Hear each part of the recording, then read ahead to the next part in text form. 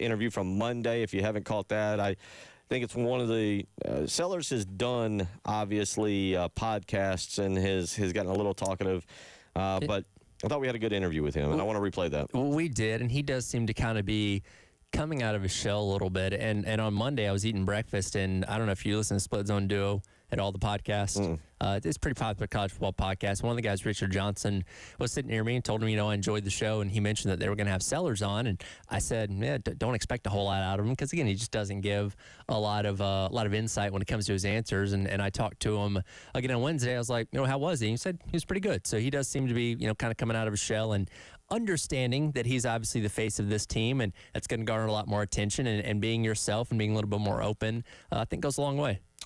We will, again, talk a lot about that throughout the day. Also, as Tyler has returned home, it is 12:03 p.m. No Dr. Pepper withdrawals. No. You haven't been shaking back there for the last 3 hours or looking around for a free Sunkist or... I told Terry yesterday that I'm going to have to drink gallons of water this weekend to offset all the free Dr. Pepper, and I'll tell this story again because I think it's funny. I'm a big fan of Josh Pate and all of his college football content, and he's a big health guy, big health and fitness guy, very, very in shape. And as I was leaving on Wednesday, I was going to the fridge area where they have all the free Dr. Peppers, and he was there grabbing a water. And he says, "Hey, can I get you a water?" And I was like, "Actually, You feel bad about it now, yeah. So I was like, I'm sure he looked down on me in that moment, but I needed something to keep me awake on the way home. Yeah, feel genuinely bad when somebody asks you, water? No, Dr. Pepper. I mean, I did get waters there too, but again, the temptation of free Dr. Pepper is hard to pass up. So we will get a lot into that recap, a lot of what was said yesterday. We now really can recap some of the Eli Drinkowitz. I will ask Tyler, I'll ask you, the audience, is Eli Drinkowitz the villain we need? Yes. Okay. In fact, I don't know if you caught it during the show when he walked by the table. You told me. Yeah, I took my headset off and said, "You're a quote machine, man," and gave him a fist bump, and he seemed to like that. Because because things were happening, we were doing the show, and I wasn't, or things were happening throughout. I didn't get to watch them, so I rewatched them last night, and something stood out to me, and it's something that I think may have changed my opinion of Eli Drinkowitz. Now, we don't like him because not only is he has beaten us, but he seems to have a little jab every time he's beaten us, all the way back to his App State days. He always has something to say. I think he's the only coach, and Shane Beamer may be the only other one, but Shane Beamer was still pretty professional. I really enjoyed it.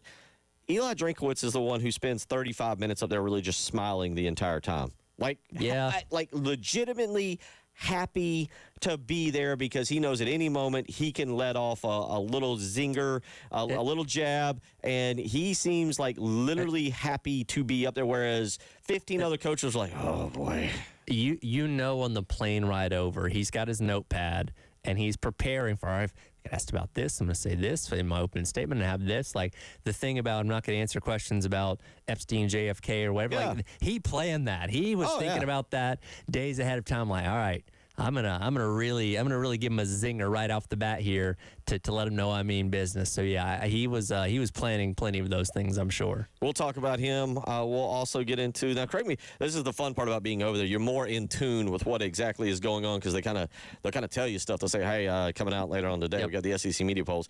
It's 12:06 on a Friday. Have I missed? I've seen the USA Today poll. Sure. I say poll. USA Today rankings. USA Today has put out their kind of media poll, and we're going to get to that in the next segment. We're going to talk about our particular picks for what we think will occur. But have I missed this? Am I not included in the emails anymore? Am I not looking at the right websites? This is kind of odd.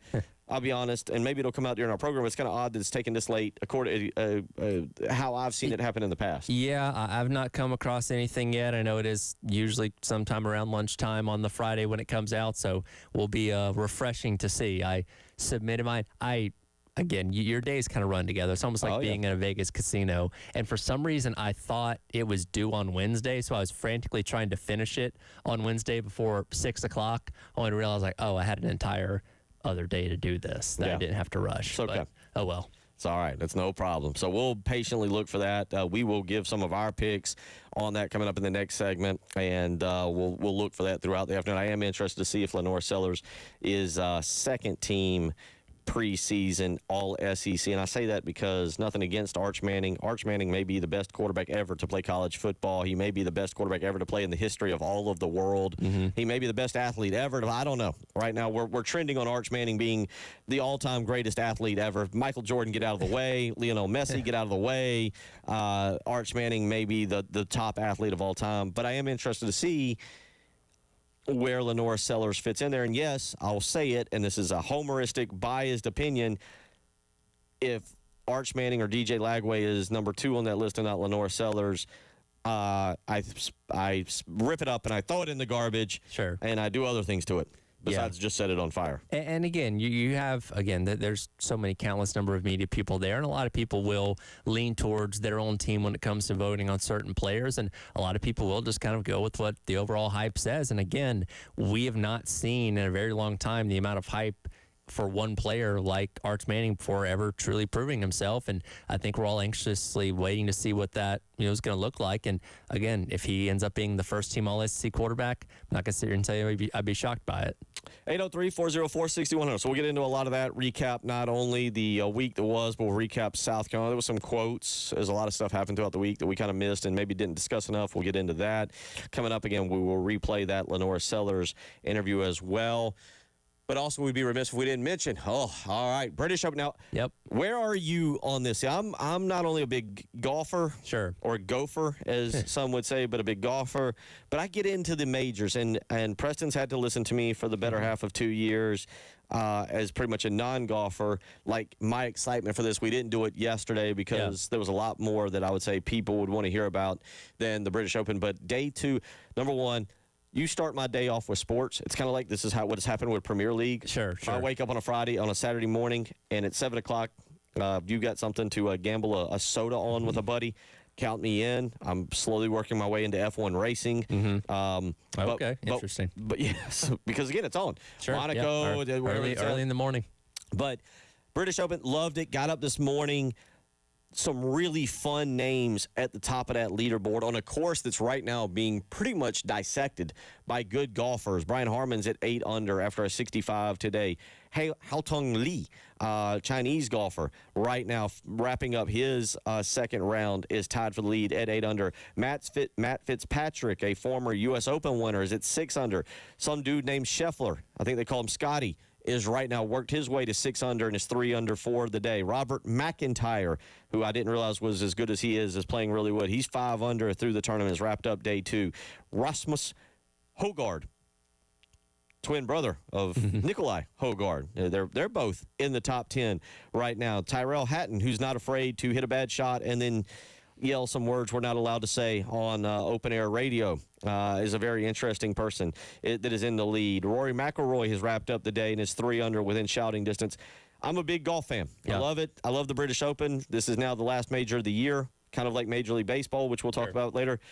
After this, I can't tell you that my investment in golf is the same as it was in the spring. well, there's obviously a lot more going on as we get into the fall and everything. But, I'm like you. I definitely pay a lot of attention to the majors. And, when you talk about the Open and everything, it's obviously one of the biggest ones of the entire year. And, again, it looks like a classic British Open where you're dealing with the disgusting elements of the weather over there. And it's obviously going to be a challenge throughout the entire weekend. And you mentioned McIntyre, who had a phenomenal second round after being, 71 in round number 1. So it's going to be interesting to see how this plays out over the weekend and see, again, you kind of have a who's who, kind of trending towards the top there of who comes out when it's all said and done. And I'll go ahead and warn, write this down, be prepared for when we get to it in our future together. When we get to like the Final Four of the NCAA basketball tournament, when I get to this, I need all the lesser names to step out of the way. You want to see the best of the best. The Final Four is the big one. Like, I love the Cinderella stories in the first and second round. When we get to the Final Four, please eliminate yourself properly. And that's what, made like the Masters so fun, was obviously Rory's chase with that and everything. Because, again, he's a name that's been around forever in golf that was chasing this white whale, essentially, and finally able to get it. So, we know these names that have been around for a while, and they're the fun ones to see in the mix of these big events every year. 803-404-6100. That's how we will keep you updated. If you want to weigh in on anything this afternoon so far, text weighs in. Eli is low-key bigger troll than Lane. And you know why? I'm with that. And you know why? because Eli says it out loud. Yes. Lane just tweets it. Eli is what we think Lane Kiffin is, or what people want Lane Kiffin to be, yeah. because Lane, again, does most of his damage on Twitter. And again, he's great. He's a great follow if you follow him. But I think there's almost this false anticipation when he gets in front of a microphone. And look, he occasionally has a quip, and he said the thing the other day about Hugh Freeze's golf game that, was funny, but like, he's not zinger after zinger, right? Like, it may be a couple weeks between him saying something that we clip and play on one of our shows outside of the week that, Ole Miss is playing South Carolina. But yeah, Eli Drinkwitz, he's, again, somebody that's good for a quote just about every single time, I feel like. So we got that. Also, we'll discuss this a little bit today. Another big commit. We said it, 2 weeks. 2 weeks. We go back to, I think, what we did last Friday, so about 10 days. Landon Duckworth, quarterback, not a commit. We don't know if he's a commitment yet or not, and trust me, the way things have gone. Original commit, decommitted, yeah. now possibly recommitted. He will make his decision later on today, and we will discuss that as well. So there's a lot on a Friday, including, as a child, your favorite soda. This is going to be fun. What was your favorite soda? We'll get into that as well. You're listening to Tyler Head, back in studio, fresh off his trip to Atlanta. Bill Gunner and Captain David, they are the family, all here, fully here, ready to go. I think this is the first day that all three of us have really been. Am I right on this? There has been many days, that's for sure. Yeah, we're on day 10 of the all-new halftime show, and hopefully y'all been enjoying. We've been having a blast. We're going to get Tyler through the next 2 hours and 45 minutes so he can have a nice, relaxing weekend, and we can all do it together. You're listening to the halftime show.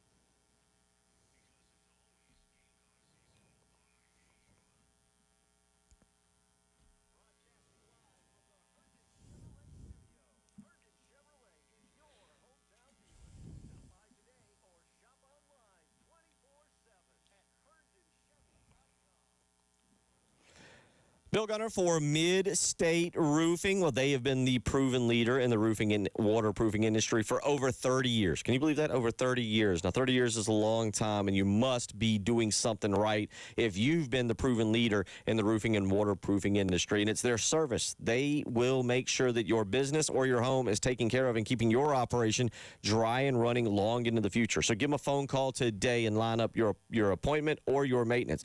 803-356-1919. Whether it's high-rises or hospitals, manufacturing or industrial, Mid-State Roofing designs and installs bonded systems with a protective guarantee that, again, keeps that operation or your home dry and running long into the future. So, again, that phone number, 803-356-1919. You can also visit them on the web, midstateroofing.com, for more information. 803-356-1919. If you've got a leak, let Mid-State Roofing take a peek.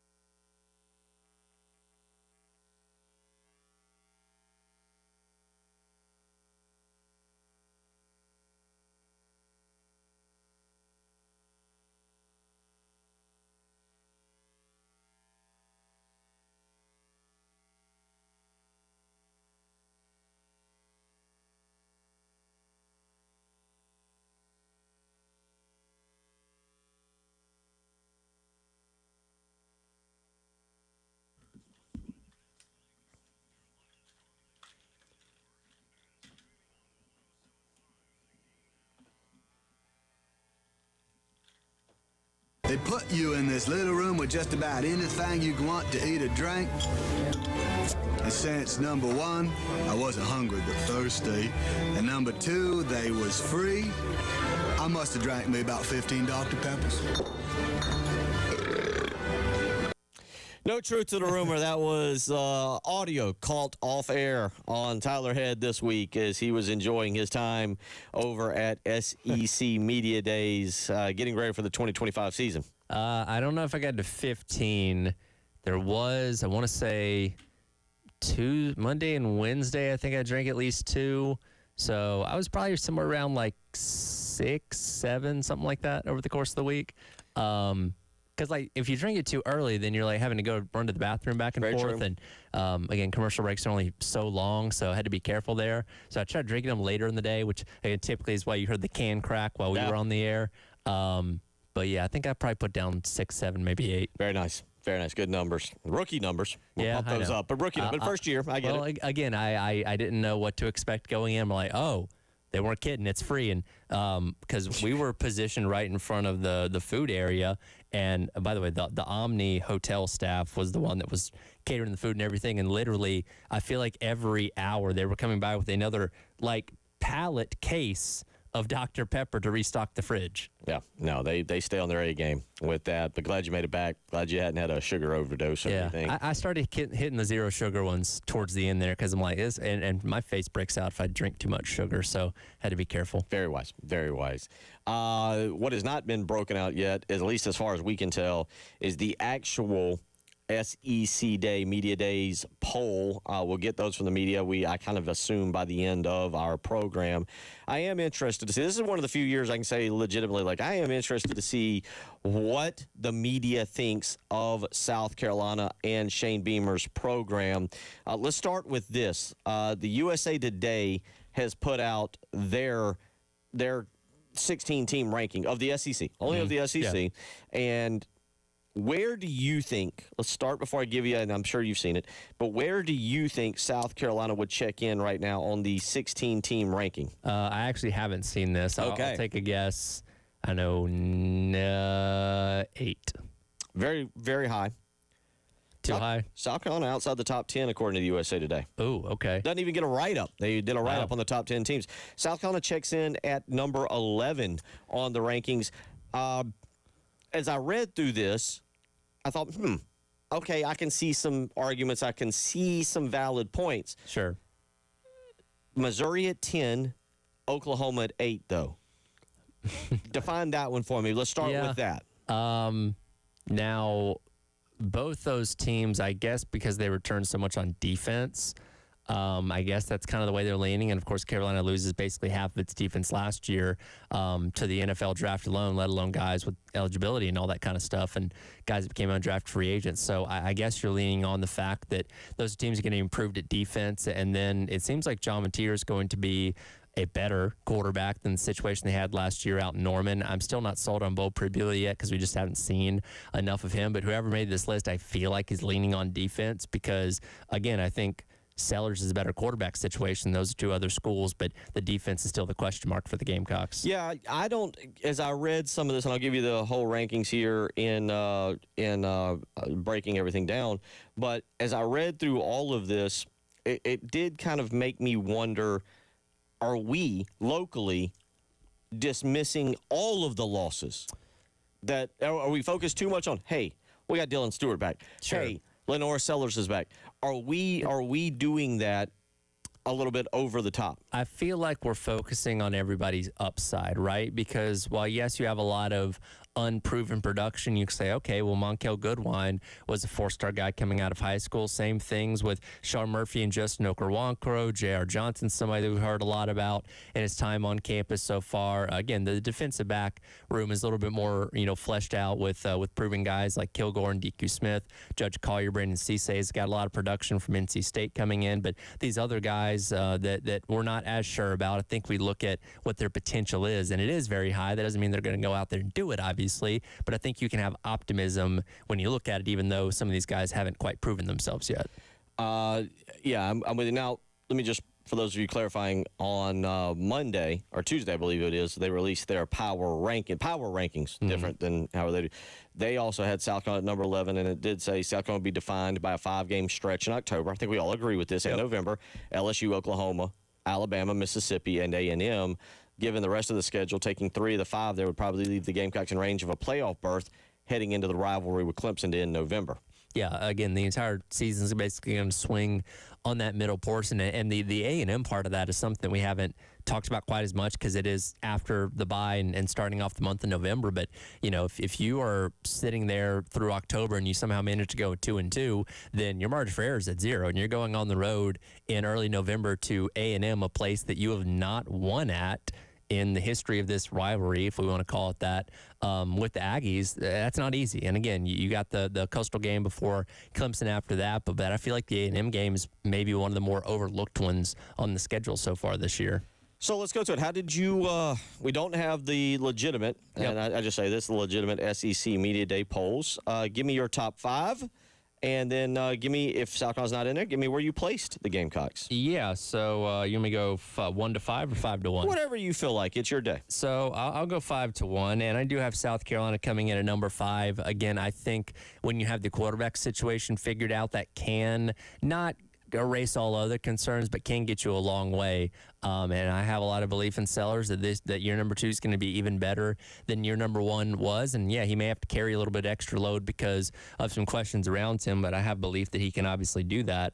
You look at Alabama, and again, they don't have maybe the quarterback situation figured out quite yet, but they have so much talent around, seemingly Ty Simpson on offense. Ryan Williams, obviously, standout receiver. They returned a ton of production on defense. They had a lot of guys that came back this year that could have potentially gone to the NFL draft, so they kind of seem to be all in, try and make a run this upcoming season for a championship. Number 3 is LSU. I really wanted to put them in my top 2 because I think they have the best overall quarterback in the SEC in Garrett Nussmeier. Tons of talent around him on offense, tons of talent around him on defense. They seem like the total complete team, but for some reason, Brian Kelly teams seem to underperform, at least in the past couple years in the SEC. So I knocked him down to peg a little bit there. Number 2 is Georgia. Again, I know they got a lot of questions, including at quarterback with Gunnar Stockton, who's only played roughly 6 meaningful quarters in his college career so far, but it's kind of one of those things until you see them fall from the top, you kind of got to give them the benefit of the doubt a little bit.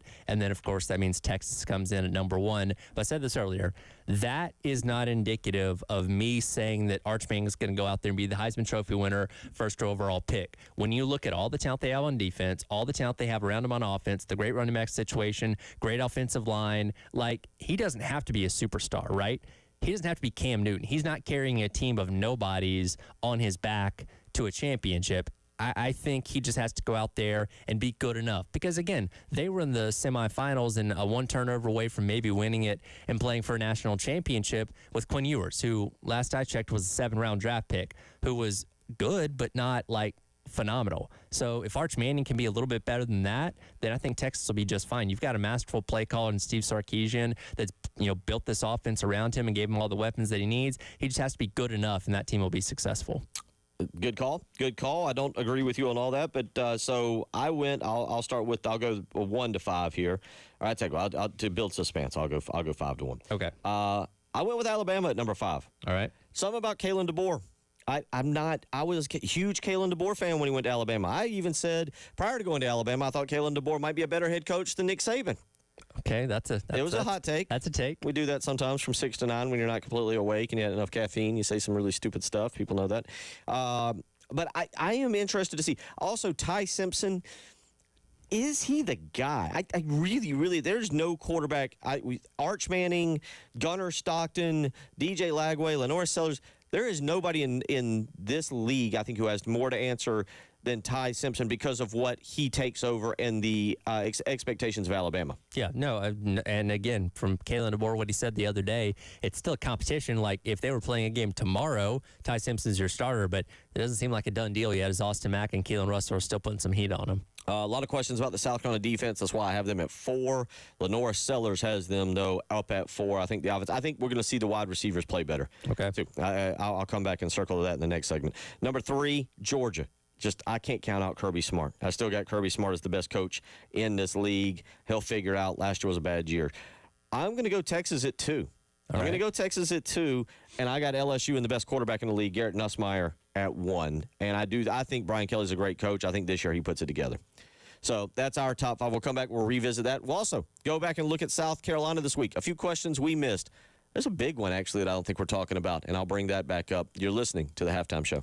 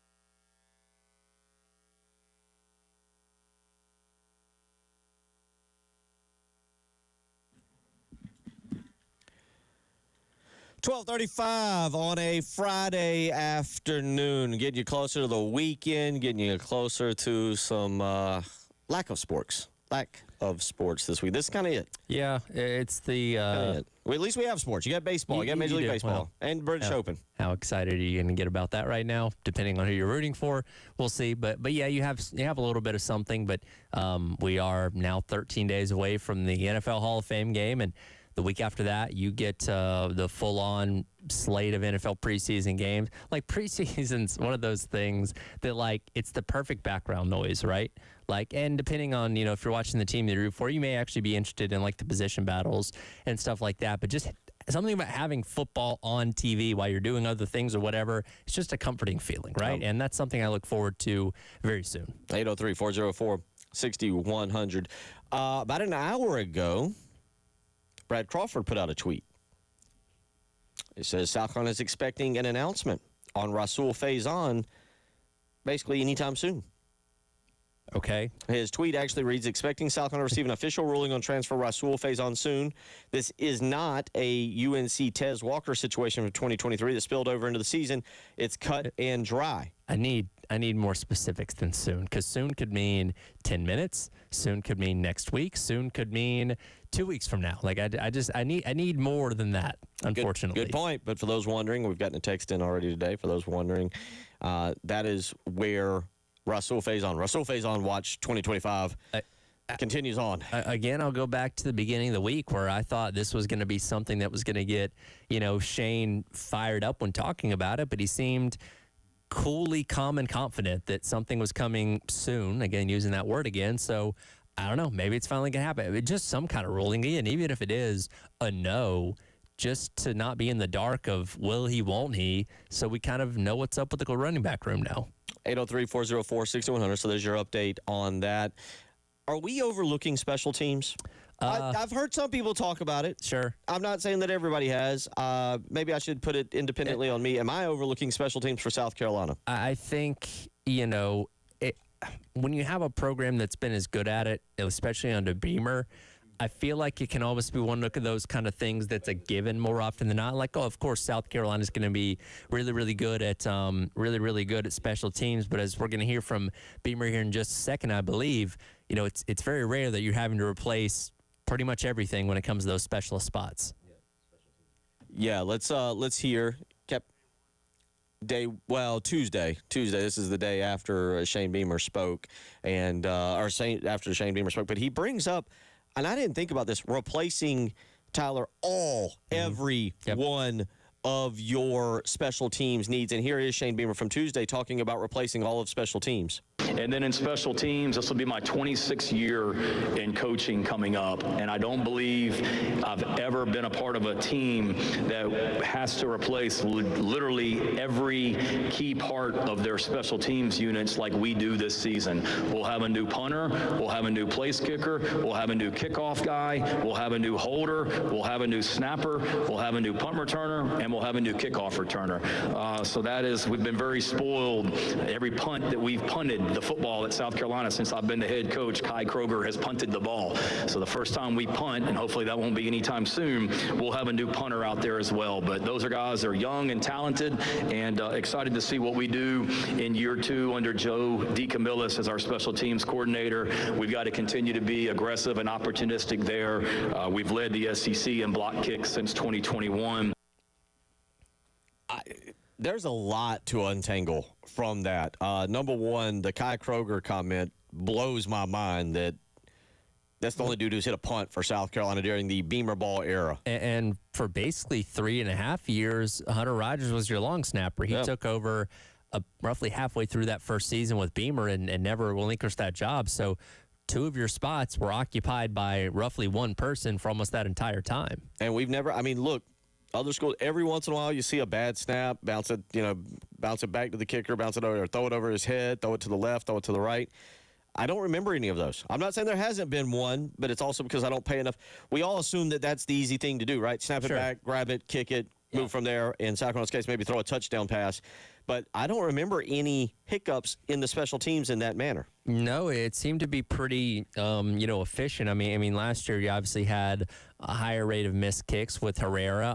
I want to say one of them may have been a bad snap. Don't quote me on that, but for the most part, the mechanics before the kick always seem to be good. And again, Kai Kroger, just a very consistent punter that you could always rely on whenever his number is called. And yeah, that's a tough guy to replace because punter is one of those things that you don't appreciate how good somebody is until they're not here anymore. Right, and who will it be? We assume Mason Love handles a lot of it. Mm-hmm. I feel like, and I could very well be wrong on this, Joe D. Camillus and Shane Beamer are not the guys who are going to put the entire workload on a freshman. I feel like you're going to look, and I, again, very well could be wrong, kind of speculating, reckless speculation here on this. But, Tyler, I kind of look at it as we aren't going to ask a true freshman to do all of that. No, ideally not. Again, that's just a lot for anybody in general, but especially for a job like kicking and punting where you have to worry about fatigue. And, yeah, maybe that's something that you can handle early in the season, but, man, you're talking about, especially in that critical crunch late in the season, you don't want your guy, that's handling both those duties to be completely overworked. So hopefully you can, feel comfortable enough where it's one person doing each job. But I mean, if Mason Love is the best out of the bunch, then maybe you do end up splitting you're allowing him to do both. Also, throughout the week, obviously a lot of talk about Lenora Sellers. And one of the things that got brought up, and Captain Dave, this is going to be clip 4 from Tuesday. This is Shane Beamer talking about Lenora Sellers, but talking about coaching Lenora Sellers. And we all, if you've ever coached sports, if you've ever coached even Little League, tiny pony ball or whatever, baseball or football, you know what it's like to just handle a young man who Tyler, kind of just gets it and goes about his business. Of course. Dave, let's hear from Shane Beamer earlier this week talking about coaching Lenora Sellers. That is very humble, very hardworking, and has not changed. I mean, it is what it is. His life, his world has completely changed from last year at this time to right now because of what he did last season. But he's got a great family around him. He came back in January knowing the things that he needed to work on to get better at. He's done a great job of working hard and improving, all while staying grounded and staying the same person. And I think, and we're going to be better around Lenora this year as well on the offense. We'll have more depth and more competition at pretty much every position, I feel like, and that's going to help him. He doesn't have to be Superman for us. We just need him to continue to be the person that he is, the leader that he is, and the player that he is, and watch him continue to take this next step. But certainly it's different for him, but I think he's done a great job of handling it and just continuing to focus on the things that are important for sure. And that's what you want to hear. A guy, look, Sure. I'm not picking on any quarterbacks out there. Diego Pavia is out there doing stuff. Thomas Castellanos is doing stuff. They're your dudes.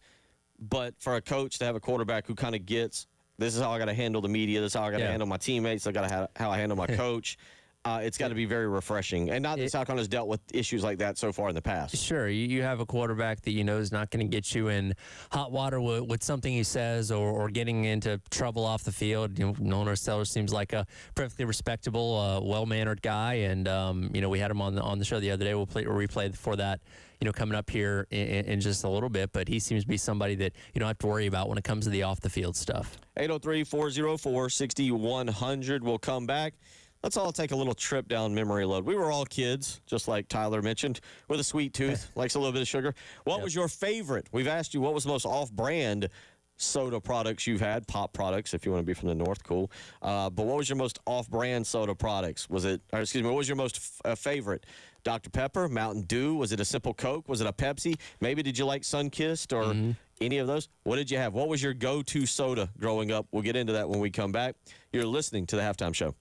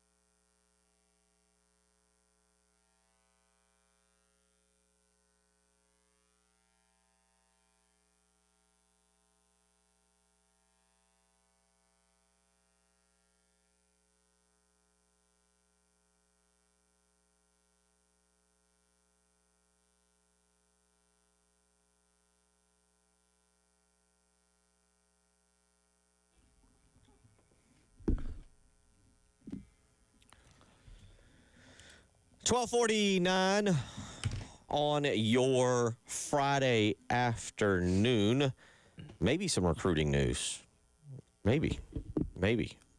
I am seeing here on the internet that 4-star running back Amari Thomas, who took a visit to South Carolina this past year and has been considered a team to really be on the lookout for, has just within the last hour decommitted from Florida State. Really just actually the last, I said hour, but in the last 20 minutes here. Whenever Wes and Chris, we talk about guys that commit elsewhere that South Carolina's in the mix for, I always ask them, like, hey, is this something that to keep an eye on? Because, again, you still have 4 or 5 months until pen meets paper when it comes to early signing day. And for a lot of these guys, like, yeah, this isn't over yet, because here's the thing. When you announce you're committing to a school, that doesn't mean all the other schools say, all right, we'll back off, we'll leave you alone. No, they ramp it up. Like, you sure you want to go there? You sure you want to go to that school? Yeah, here's some things you don't know about that coach or that program or whatever. So it only ratchets up the recruiting from the other schools that can end up swaying some guys in the other direction. So we'll keep an eye on that. 803-404-6100 if you want to weigh in this afternoon. I asked you because, Tyler, for those that don't know, like, you got to kind of understand. You think we're joking, and I do feel somewhat bad for Tyler because they really did they did not offer any product. Like, the last few years you've gone over there, I've seen all kinds of Dr. Pepper, like, off-wall flavors. Things you didn't know existed, right, type thing. Yeah, and I'm like, oh, okay, whatever. But with all that being said, you only got the cookies and cream, not the cookies and cream, the strawberries that and would cream. be a wild flavor. And I'm pretty sure I remember that from one year. Strawberries and cream, and they had cherry too. Those are the only, like, non-traditional flavors. Because, again, you had diet, zero sugar, which I still don't know what the difference between diet and zero sugar is. I feel like that's kind of the same thing, right? Yeah, I don't know. Yeah. I'm not even going to lie to you, buddy. I don't even get into all of that. What do you got? They have different sweeteners. Oh. Different sweeteners. Okay. All right. Anyways, they taste the same. So, yeah, with all that being said, different sweeteners. So, but to go back, you got kind of the strawberries and cream, good, but I don't think that was your go-to this week. No, I think I probably ended up drinking like a diet or a zero sugar more than anything else. Had the OG as well, which, again, it's hard to beat. But and the good thing about Dr. Pepper is what gives it its flavor is the pepper, right? So when you do change the sweetener or take the sugar out, it doesn't really change the flavor of the drink itself. So I will say Dr. Pepper has the closest, between a regular and diet version compared to like any other like soda out there, I feel like. Okay. All right. So that brings us to the question, 803-404-6100. What was your go-to soda beverage growing up? Texter weighs in. Cheerwine by 1,000 miles. My mom, that's her go-to. She wasn't really a soda drinker, but she would drink Cheerwine. York goes with probably what I would choose as mine. Mountain Dew with the Barefoot Hillbilly. Yeah, Mountain Dew. And I'll admit, Mountain Dew for a long time was my go-to, which probably is part of the reason I ballooned up to somewhere over about 200 pounds. Because I'll be honest, when we started doing this show, when I came in 9 years ago doing the morning show, I didn't drink coffee. Yeah, I would come in and drink Mountain Dew instead of a coffee. So Mountain Dew would be my go-to. And it's 70 grams of sugar per bottle. Oh my goodness. Another texter weighs in and says Mountain Dew, Live Wire or Voltage. See, I was always a Code Red. Code Red was always my favorite. Okay. I still go back to it from time to time. It's one of those things. I think my taste buds changed because I feel like it tastes different now. I still enjoy it. It's still good, but I feel like it had a little more zing when I was a kid. But yeah, Code Red Mountain Dew would probably be like, if you gave me a lineup of all the sodas at the gas station, I'd probably reach for that if I was like 9 years old. See, I got to admit that. So Mountain Dew probably edged out Barks Root Beer. Okay. A good root beer is quite delicious. I've never been able to get into root beer. Really? I if you hand it to me, I'll drink it, but I don't go out of my way for it. And look, I've had plenty of friends that have sworn by it. It's never been my thing. Okay. No, Barks root beer, absolutely delicious. Mug root beer, if you started doing a bench cut start of root beers.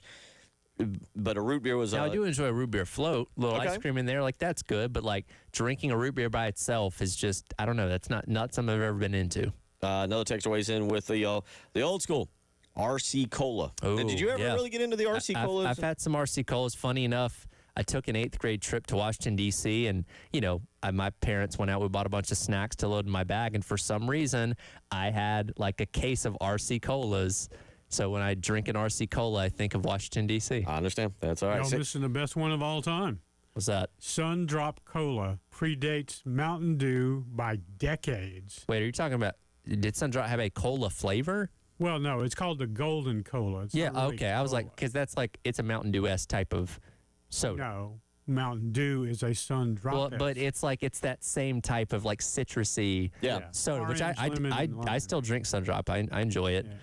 It's good. But yeah, they're all kind of that mellow yellow Mountain Dew kind of all fall in that same category. Another texter weighs in with IBC root beer. Now, correct me if I'm Okay. wrong. Okay. IBC Black Cherry actually might be my number one here as Oh. a kid.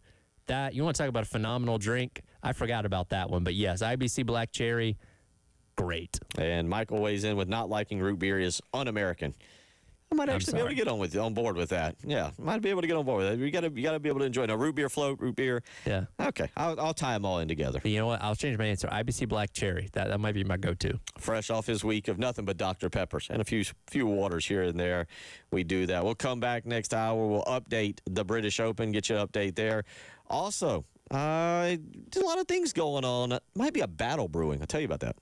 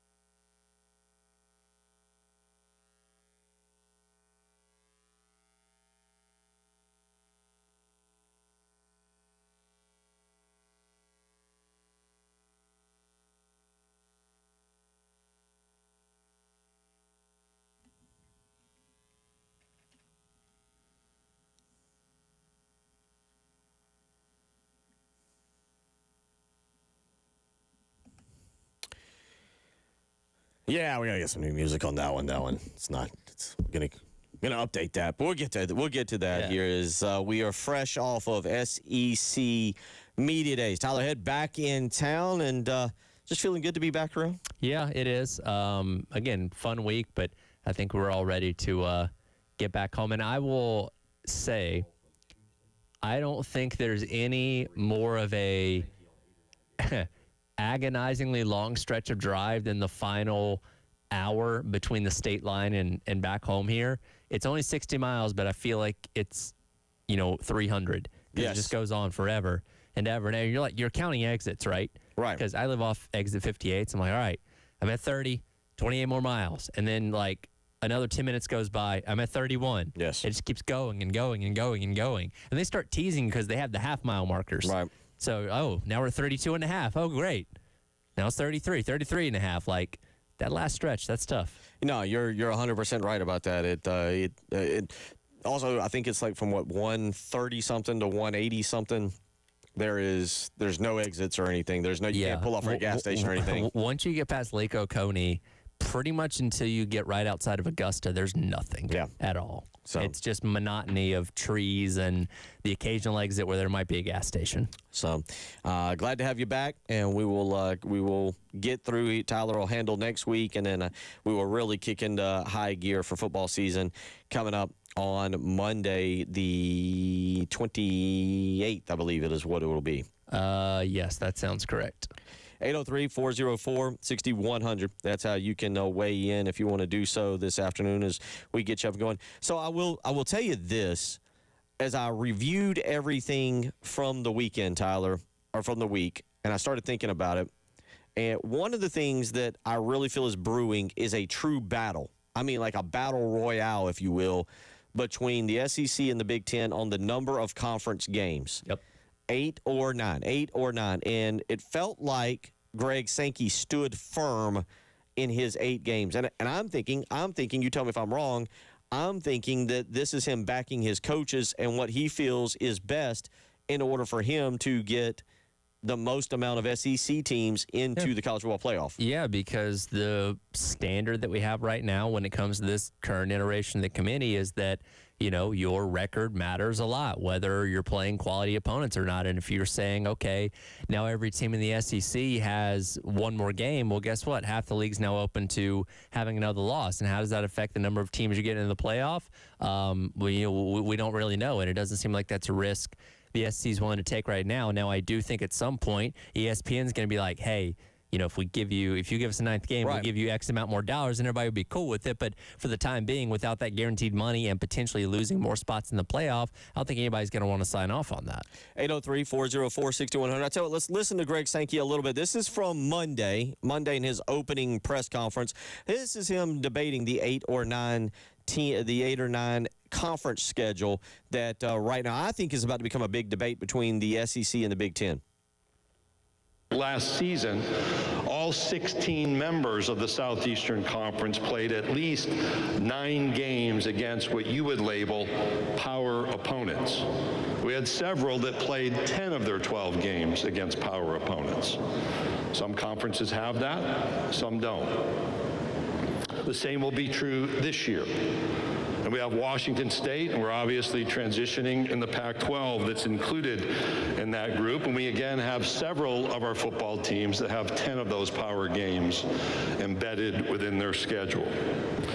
I don't believe there's anyone looking to swap their conference schedule and its opponents with the opponents played by Southeastern Conference teams in our conference schedule, be it 8 or 9.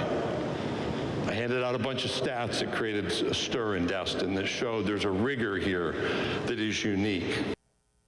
What do you take away? Because let me also point this out. He's right. Mm-hmm. And I get it. I see where he's going with this.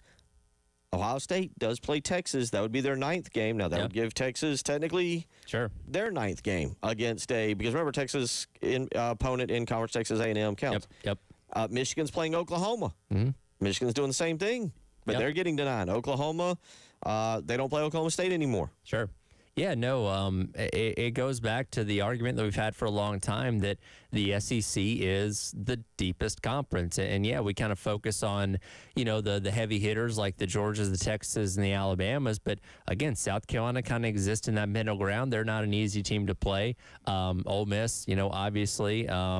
Missouri's obviously a team that's been good these past couple of years. And from top to bottom, the argument is that the SEC is tougher than any other league because you look at the Big Ten and say, okay, you have your top guys or top teams like Penn State, Ohio State, Michigan had been in the past couple of years, but you'd say the middle ground's weaker, and the very bottom of the SEC, I would probably take Mississippi State to be like Purdue if they went head to head, and if you're going to go like worst of the worst between the two conferences, and that's where that argument comes from, and again is saying, okay, well, if we start playing more conference games, we're just cannibalizing ourselves further. And again, if you have a committee that's right now focusing a lot of attention on what your overall record is, then that's going to hurt the SEC and prevent them from getting more teams in the playoff, which again prevents the team from making even more money, which at the end of the day is the name of the game for everyone.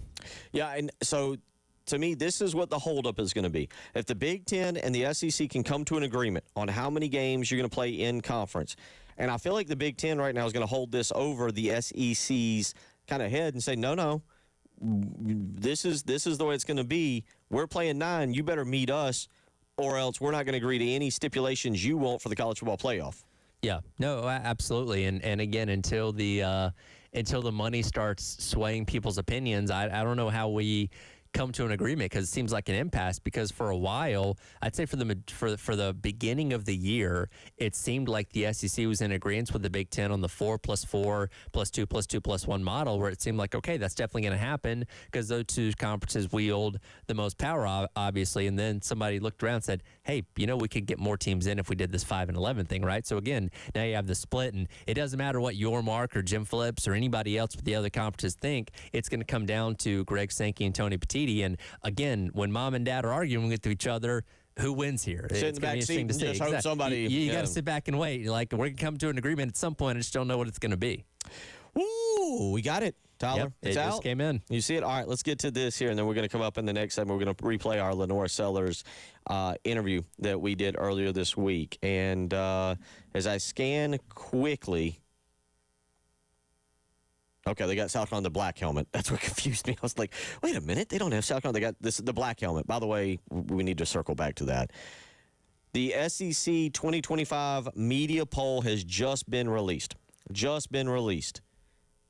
I think this is a head nod toward the University of South Carolina. Number one, I'd have had LSU. By the way, they got LSU. Well, media poll. Yeah, media poll. Texas is number 1. Georgia, number 2. Okay. Alabama, number 3. Don't agree with that. That's fine. This is, again, I'm disagreeing with my fellow brethren, the media. 4 is LSU. 5 is South Carolina. I got the same teams in the top 6, just I have LSU and Alabama flipped. I had LSU at 3. And I'm okay with that. Bama at 4. Yeah. I don't know if this is going to be right, what I'm going to say. This might be the highest South Carolina's ever been picked in the SEC media poll, including the Spurrier years. There's a very good chance of it. And again, I go back to something I said, I think, earlier on this week when we were talking about this. When it comes to the media poll, people are pretty reactionary. When it comes to South Carolina, basically looking at what they had done the season before and kind of basing that next season of expectations on, at least in the Beamer era so far. And when you look at, the standings from last year, I think, were they technically 6th in the SEC standings last year at the end of the year? So again, that kind of backs up in line with where they sit, at least in these projections right now. 803-404-6100. We'll get back to this. That's very interesting. We'll give the rest of the list, but the media poll coming out, I think a little bit of love for South Carolina. I didn't expect them to be higher than 5. Would not have been shocked if they were lower than 5. Would have been probably angry about it, but the media put South Carolina in at number 5 in the 2025 SEC media polls. We'll get back to talking about that, but coming up next, we had a great interview with Lenora Sellers back on Monday, and want you to re-listen to that and some of the fun that he discussed, also some of the really important stuff that he discussed. We'll replay that when we come back. You're listening to the Halftime Show.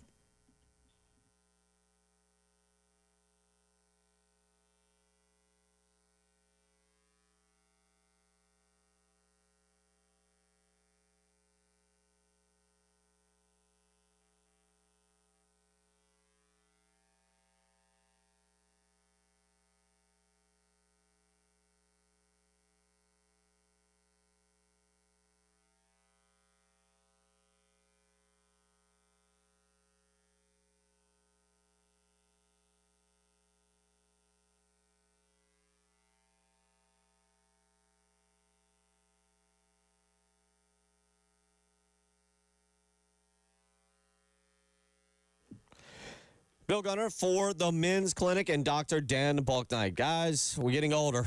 Let's be honest, you're older today than you were tomorrow. That's kind of how it works.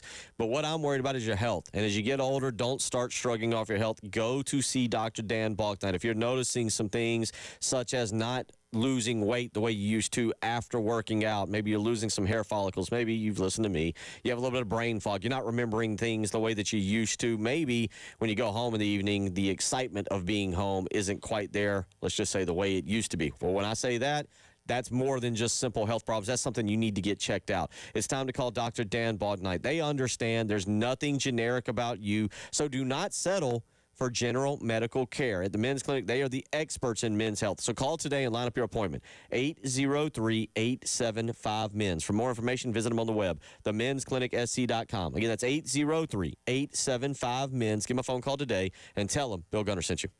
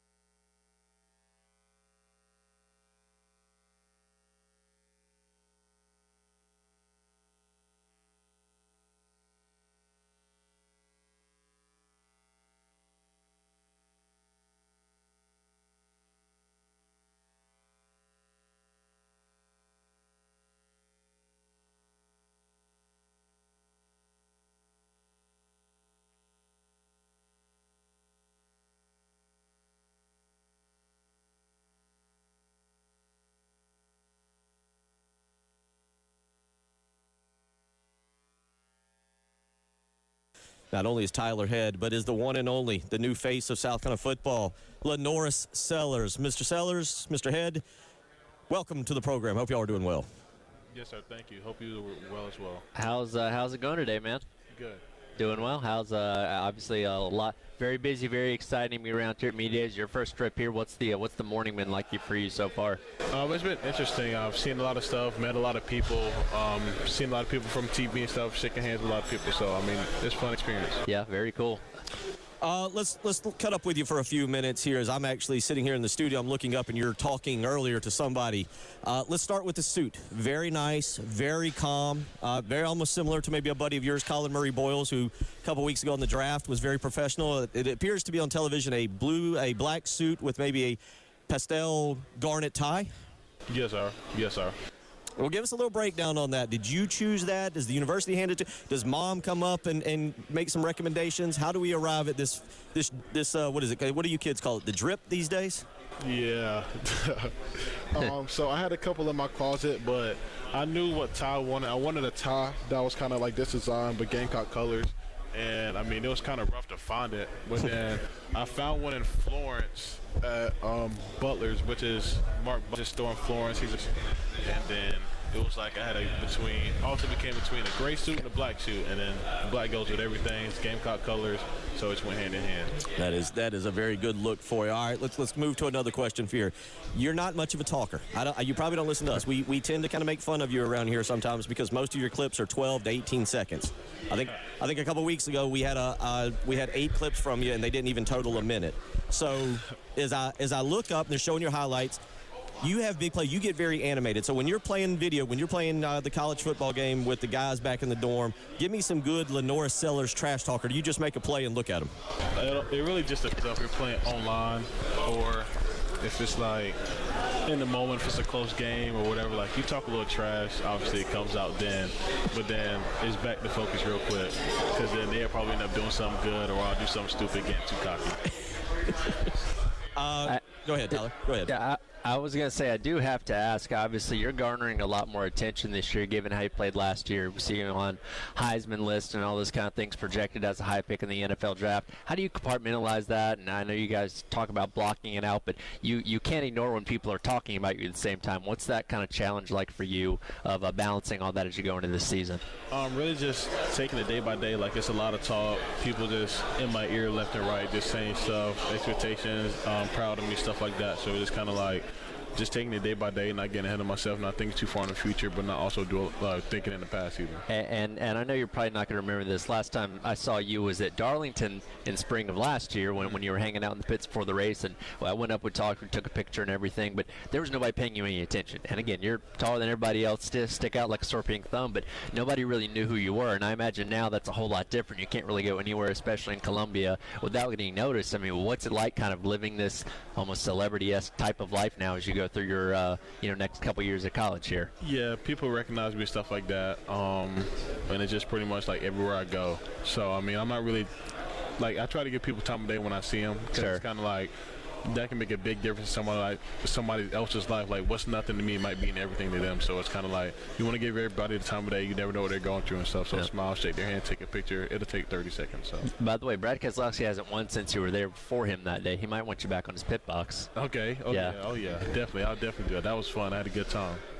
Gamecock quarterback Lenora Sellers right now joining Tyler in Atlanta, joining us. What has it been like for you? Because you obviously committed to Shane Beamer, but when you committed, Marcus Satterfield was the offense coordinator. You never got to play for him. 2 years with Dow Loggins. What has the transition been like now for you with Coach Shula going back to last December, going through the bowl game, going through the spring, and now where you're at today? Yeah, it was super smooth. Like, I knew Shula already, so it wasn't like we could start from square zero, like relationship-wise, but it's more of just like him asking me like what I'm seeing, him telling me what I'm seeing, and then we're just compromising and coming up with a solution to whatever problems we had. Or if we want a new play or something, just ask me what I think, play names, what to call different plays, what I'm seeing, what he's seeing. So.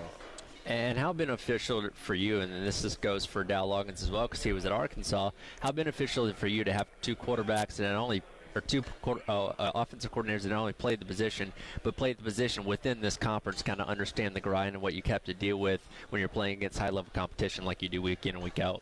Yeah, they understand everything that goes into it because, like you said, they've experienced it. And then, like, even with them being in NFL, they've talked to and coached, like, different guys, different personalities, and who take coaching different ways and stuff like that. So them being able to adjust just makes it easier for us to be able to talk and communicate. I want to go back to the Shula thing there and what you talked about. What was his role with you last year in terms of being on the sideline with you or maybe talking in between plays, and how that transitions to y'all's communication not being much different this year?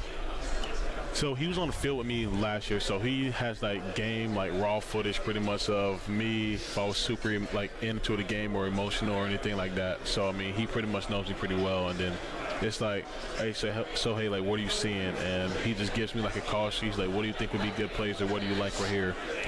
And D'Lo just talked to him. He was like, hey, tell him everything about doing this. And then if I need to tell D'Lo something, he would be the one to get me in contact with D'Lo and all that. So. Now, is he going to be on the field again this year, or is he going to be up in the press box calling plays? I ask him that all the time. He tells me to wait until August 31st every time I ask him. So now, do you have he's just going to surprise you? You're just going to be standing there? He's going to come up, tap you on your shoulder. Hey, I'm here. We gonna see.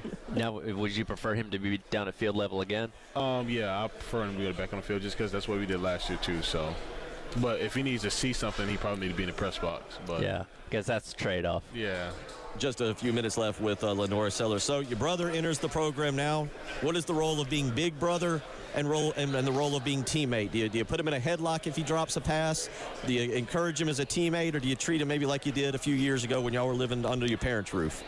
When we're on the field, like actually doing football stuff, I'm treating him more like a teammate, just letting him figure out his ways. Same thing if we are lifting weights or anything, just treating him like a teammate.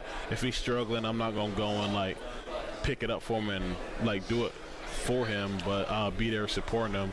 But once we get home or off the field or anything like that, it's kind of like, dude, like what were you even thinking right there? Like, well, not to mention he's exposing your secrets about being afraid of thunder. Well, what's up with that? That was more like when I was younger. I wasn't scared of thunder. I didn't like thunder and lightning, but my thing, what I actually feared was tornadoes. But every time it was thunderstorm, we'd get the tornado watch or warning, that thing. So okay. It's like, and then it's like it's silent, and you just hear like that.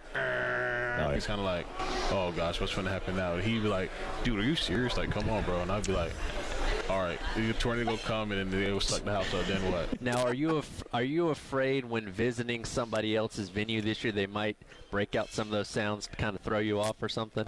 No, I'm not afraid of it no more. It's just kind of like I know what it is. Well, I know you're not afraid of now, but you think they might try it? Like, hey, maybe this will get in his head. Just depending on the fans and then the students, it's going. We'll see.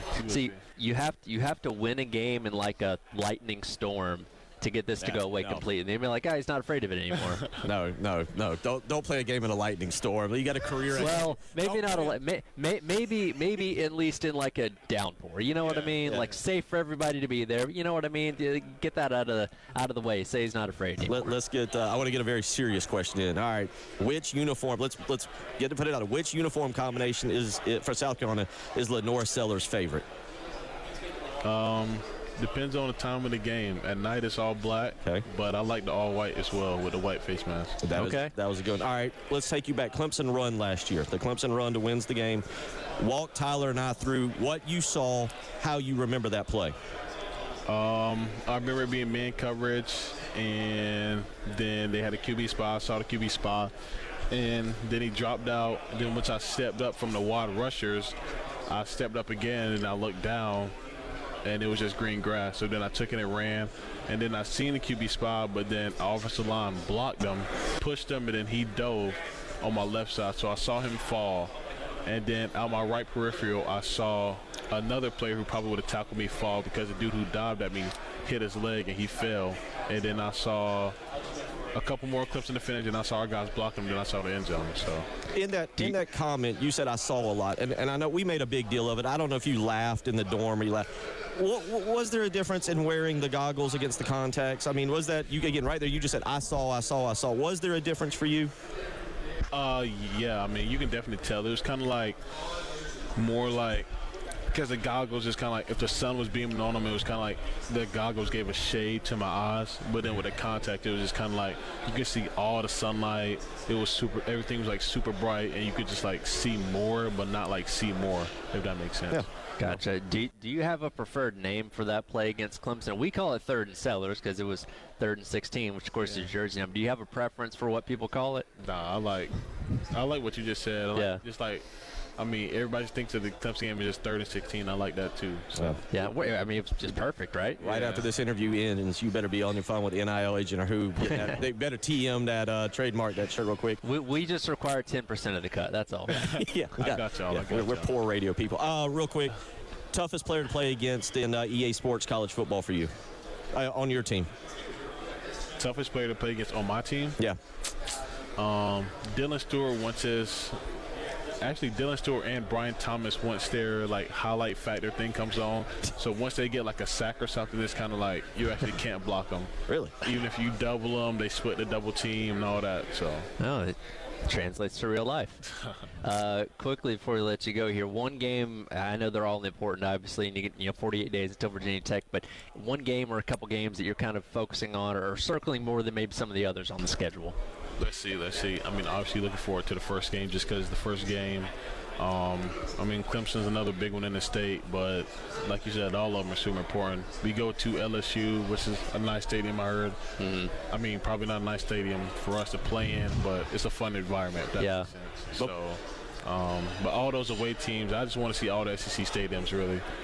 Quickly, Diego Pavia said he had the South Carolina game circled when they're coming to Willie B in week number 3. What's your thoughts on that matchup? I mean, they're a good team. Jumped onto the show last year. Really just show that their team, they're competing.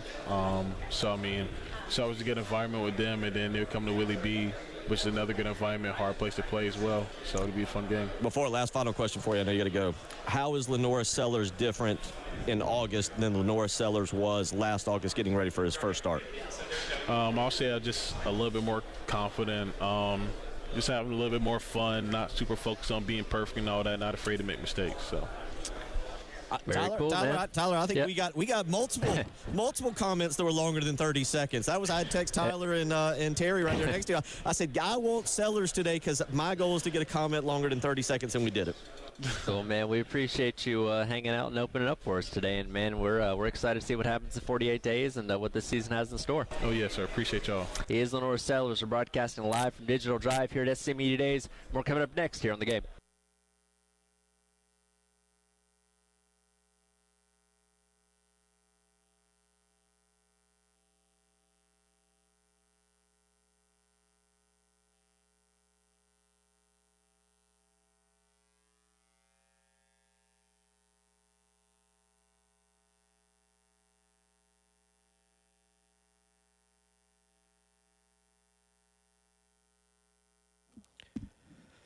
Bill Gunner for the Mortgage Guru, Jacob Crowder, and First Palmetto Bank. As we roll along to the month of July, you might be thinking about some important things with your home, like should I refinance? Is it time for us to build? Or maybe the family is growing and it's time for us to purchase something a little bit larger. But the first thing you've got to do is see what is available to you, what products, what loans, what are the interest rates. And the man to do that is the guy, Jacob Crowder. He's the mortgage guru for a reason. So give him a phone call today, 803-719-1005. First Palmetto Bank is locally owned and operated right here in the market, which means you can get quick and precise answers to the questions you have to know exactly how much money you have available to spend, what the down payment could end up being, and what the monthly mortgage payments would be. So again, if you're looking to refinance, buy, and or build, call Jacob Crowder today, 803-719-1005. Tell him Bill Gunner sent you.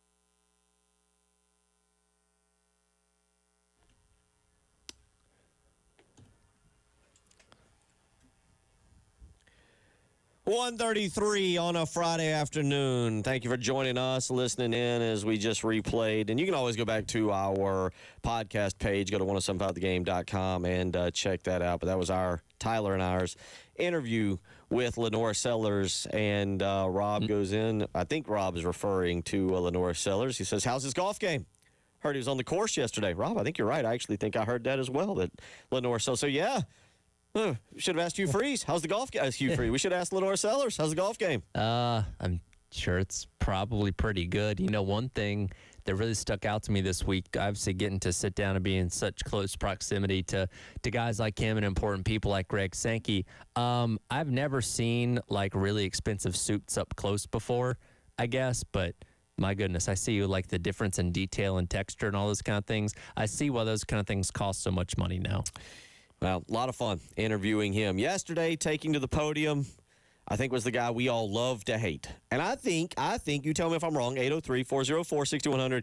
This is South Carolina's biggest villain outside of Dabo Swinney. If we were to remove Dabo. Ooh, that's a good question. If we were to remove Dabo, 803-404-6100, is there a bigger villain for South Carolina than Eli Drinkowitz? And yesterday, Tyler, he went on a little bit of a tangent. He talked about coaches complaining about everything. This is clip number 2, Captain Dave. Let's hear what Eli Drinkowitz had to say about coaches whining about everything. No, it's not. It wasn't here. It's just in general. I just go back to, like, again, what a privilege it is to be exhausted by a challenge you choose for yourself. We all choose to coach here. We all choose. Those topics, though. They are what they are. You know, since I've been in college football, we've had COVID, NIL, transfer portal, 8 or 9 game schedule. And we've been debating that for 5 years. So, like, I mean, it is what it is. Yeah, all you other whiny coaches out there, be like Eli Drinkowitz, start whining about stuff. I go back to Kirby Smart's comments recently about not being able to cry from a yacht. I think that's essentially what he's saying. He's like, hey, guys, we're kind of in the best conference here. We shouldn't be complaining as much as we are. How do we take that as South Carolina people? Because don't we look at it and be like, man, you're a whiner. Yeah. Oh, no, absolutely. Look, listen, if Eli Drinkowitz was the coach here at South Carolina, we would love the guy because, again, he's not afraid to speak his mind. He's not afraid to poke the bear. But when he's on the other side, especially in a situation like, you know, we've been up until last year where Carolina just couldn't beat the guy, it drives you nuts. Like, oh, my God, I just want to strangle this guy. Punch him in the face is what everybody said. Punch him in the face because he's annoying. He's kind of he's a pest, right? He just kind of is like that, sneevling, conniving guy that really gets on your nerves. And I will say though, I look forward to every time he takes the podium now. In a league where people have become PC, and again, I think we've talked about this from this past week.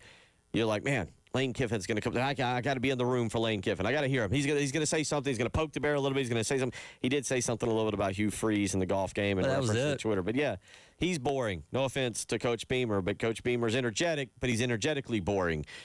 Sam Pittman, nobody kind of cares because A, he was late in the afternoon on Thursday, and B, he's not winning. Mike Elko may as well have just sent his SID up there. We could have listened to. I felt so bad for Mike Elko. But Eli Drinkowitz has become that guy who's you're kind of like, all right, yeah, you're gonna say something out there. You're gonna say something a little outlandish and make a comment. I think it gets to the point because like with Mike Leach, right?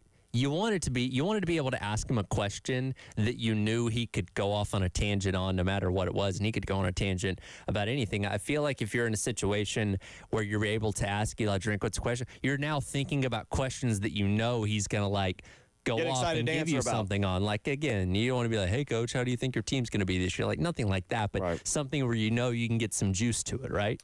No, I'm with you on that. Now, one thing Eli Drinkowitz did get into that I found extremely kind of crazy. Let's listen to this. And I want you to listen closely. Don't zone out on me. Focus on the road if you're driving, but focus on what Eli Drinkowitz. Tyler, we've said, man, I don't know, 12 seems too much. 16 for a college football playoff seems too much. Listen to Eli Drinkowitz break down a 30-team college football playoff. It's about 2 minutes, a little long, so try and stay with it here. But here's Eli Drinkowitz breaking down a 30-team college football playoff. In my viewpoint of it, I think we should go back and try to find more ways to include teams. How do we get more people involved? Because that's better for the players. That's better for the player experience to have more people involved in the potential to play for a championship, and it's better for the fan bases. I think we all would agree that the 4 college football playoff games at home campuses was a huge win for college football. We need to expand that opportunity, that energy and excitement. So my math could be wrong here, but if we did the 12, okay, and you had 4 automatic qualifiers, everybody thinks that's limiting. It's not limiting if you think about it from, you take those 4 automatic qualifiers and you divide that up into 8 opportunities of 8 play-in games. So now you're taking the SEC's playing in for 8, you're taking the Big Ten's playing in for 8. Since we've expanded the bubble to 16, give 3 to the Pac, 3 to the Big 12, 3 to the ACC, 1. Now you've got 30 teams. 30 teams.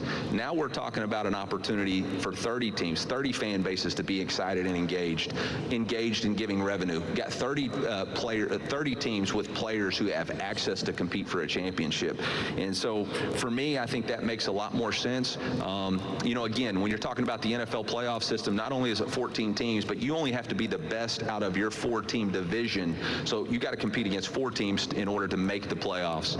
You know, again, when you're at the University of Missouri, if you say, hey, you just have to finish in the top 8 to have a chance to play in the playoffs, that's a win every day. And I'm all for that. I think that's awesome. 8 versus 9. Honestly, I think I've been for the 9 game.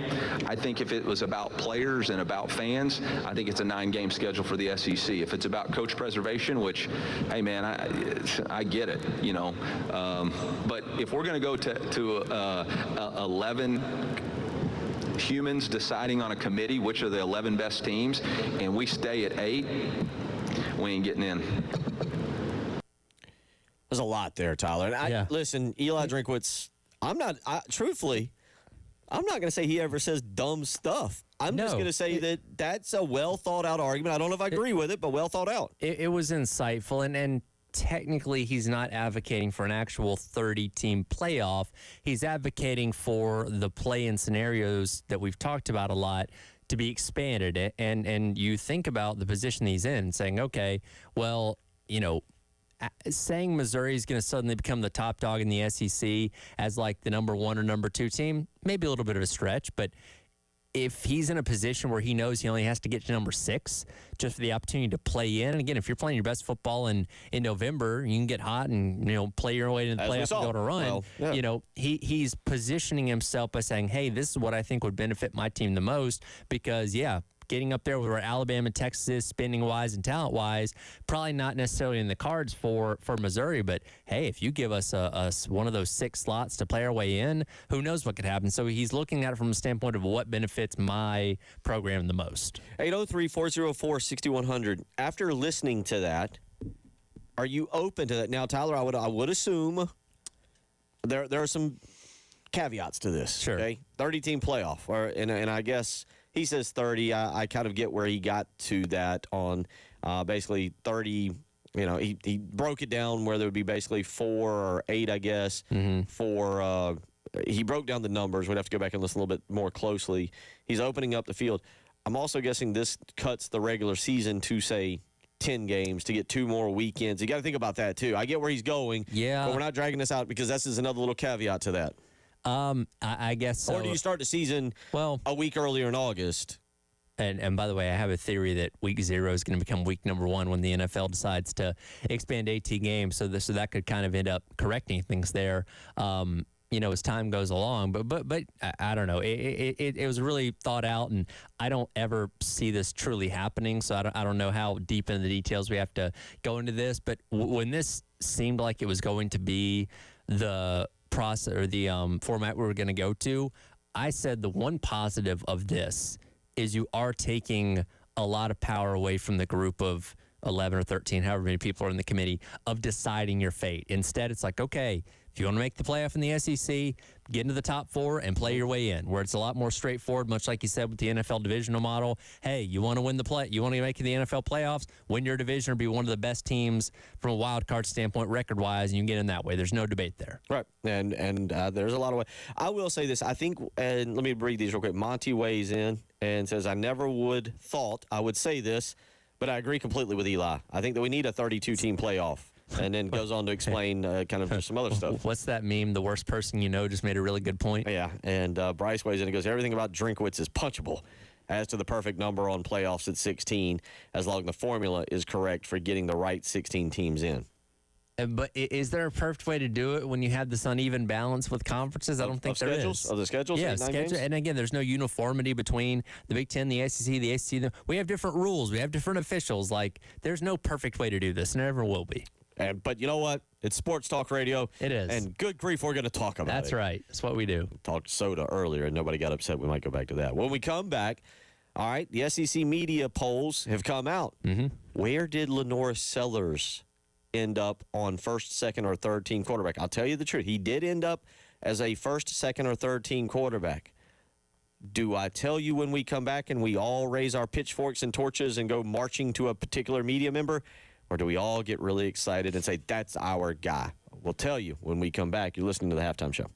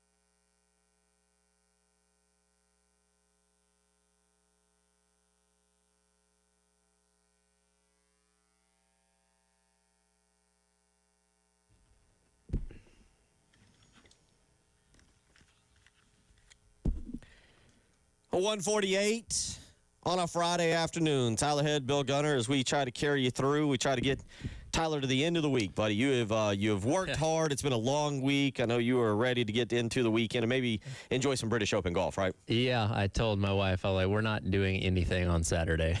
So I'm going to try my best to relax as much as possible. I don't blame you. Happy for you. Glad you'll be able to relax a little bit, spend some time with the family. But one of the things that now has taken place is we kind of wrap up SEC Media Days because the official SEC Media Day poll, media picks are out. South Carolina's number 5 in that. And we also have a placement for Lenora Sellers in terms of first, second, or third team quarterback. We do. He comes in as your first team quarterback for the preseason All-SEC team. I voted him first team myself, so my votes are going pretty well so far.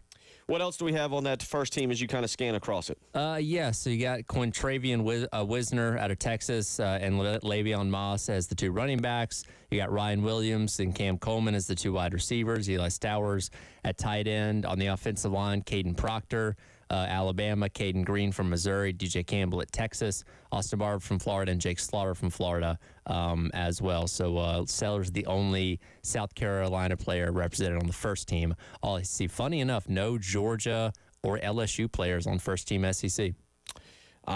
Flip over to defense. Do we have our defense there that has come out? And if so, let's see where Dylan Stewart is ranked in. It will probably not surprise you. He was also first team All-SEC when it comes to defense. He's also the only South Carolina player to make that list for first team.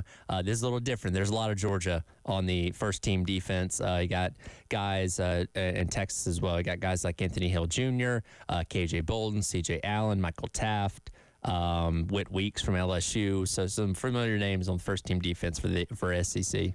And I forget if you just mentioned that, but just going through, let's go back through a couple of these here. Second team All-SEC offense. One of the guys on there that South Carolina fans pretty familiar with, Oscar Delp from Georgia, obviously a guy that we really pursued pretty hard. Third team, I think you mentioned this, Arch Manning ending up on there on that. And then you go over to the defense, again, as you just mentioned, Dylan Stewart ending up there as first team defensive line. By the way, the other 4 on that, Keldrick Falk, Dylan Stewart, Colin Simmons, and Christian Miller. And the thing that stands out about that is what you just brought up. Georgia loaded, and that's why they're being predicted so high, is Georgia's about to reload on defense this coming year. Yeah, absolutely. And looking elsewhere here, I believe the only other player for Carolina represent on any of these teams would be Jalen Kilgore's second team All-SEC. Yeah, and look, there's a lot of guys for South Carolina that need to prove themselves. By the way, I just saw this. Have you looked at the first team All-SEC specialist? I see it now. Go ahead. Explain to everybody what happened here. There's a common trend here. It's all Georgia between Brett Thorson at punter, Peyton Woodring at place kicker, Bo Gardner at long snapper, and then the transfer from Southern Cal, Zachariah Branch as a return specialist and I guess all-purpose. Yeah, AP? I think so. Yeah. So either 15 other teams did not know anybody on special teams, and all Georgia did. Georgia loaded up on the votes for that as well. I will say when you're filling this thing out, you do realize some of these groups, especially offensive line, long snapper. I'm like, okay, I don't have an intimate knowledge of everybody's long snapper. Unfortunately, I'm gonna have to make some guesses here. Going back to the SEC media poll, this is in terms of championship votes that I look at. This is championship votes. Texas got 96 points. Georgia got 44. Alabama got 29. LSU got 20. South Carolina got 5 championship votes. Might be the most they've ever received. By the way, South Carolina last year picked 13th in the SEC. Yes. By the way, Vanderbilt's usual 1 vote is now up to 2. Because there's always the one person that votes for Vanderbilt. But this year, Diego Pavia paid somebody off. Yeah. This year, somebody was probably like, "No, wait, I see a pathway here with Pavia," which that's not going to happen.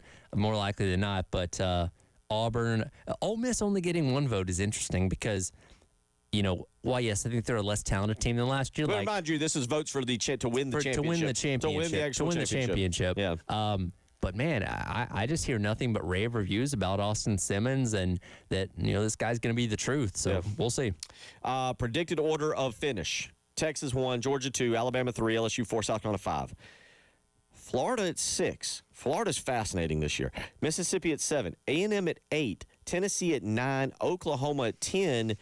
I thought there might be more love for Auburn. Auburn at 11. Eli Drinkwitz in Missouri at 12. Vanderbilt, this might be the highest they've been picked, especially since we went to 16 teams. Vanderbilt checks in at 13.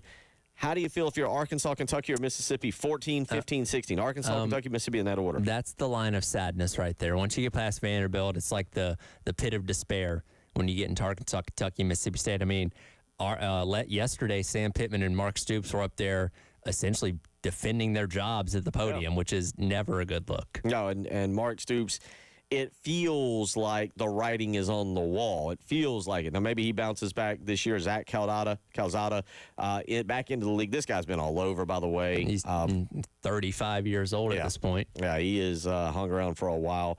But Arkansas behind Vanderbilt at 14, Kentucky at 15, and Mississippi State at 16. So we will continue to talk about that as we roll through the final hour of the show. Again, Braves back in action tonight. We'll talk a little bit about that, give you a British Open update. Some people doing well, some people not doing well. Look back at SEC Media Days, and Landon Duckworth. Gamecocks pick up their highest-rated commitment of the class tonight, or this afternoon. We'll tell you about that. You're listening to the Halftime Show.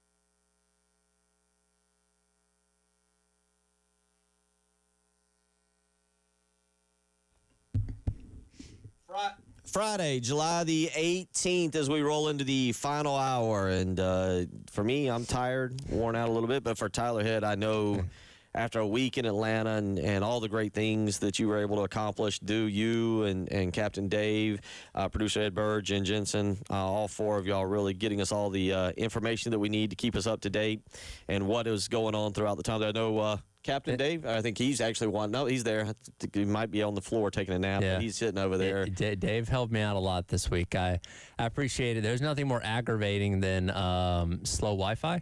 And when you have as many people trying to use the internet and stream as we had there, it was not moving to as fast as I needed it to. So I had to have some extra help. Well, thank you to the four of y'all for a phenomenal week and all the work really behind the scenes that people don't know about getting these this audio that we get to play each and every day here to talk about things. And so certainly big thank you to the four of y'all and everything that would occurred. But glad to have you back. Dave, I know you're probably ready for the weekend as well. And I know producer Ed Bird, I don't even know if he got out of bed today. Do we know if he was? No, probably not. I think he's going to take it easy. We asked a lot of him this week. We did. So, again, thank you to all of y'all. What did we learn?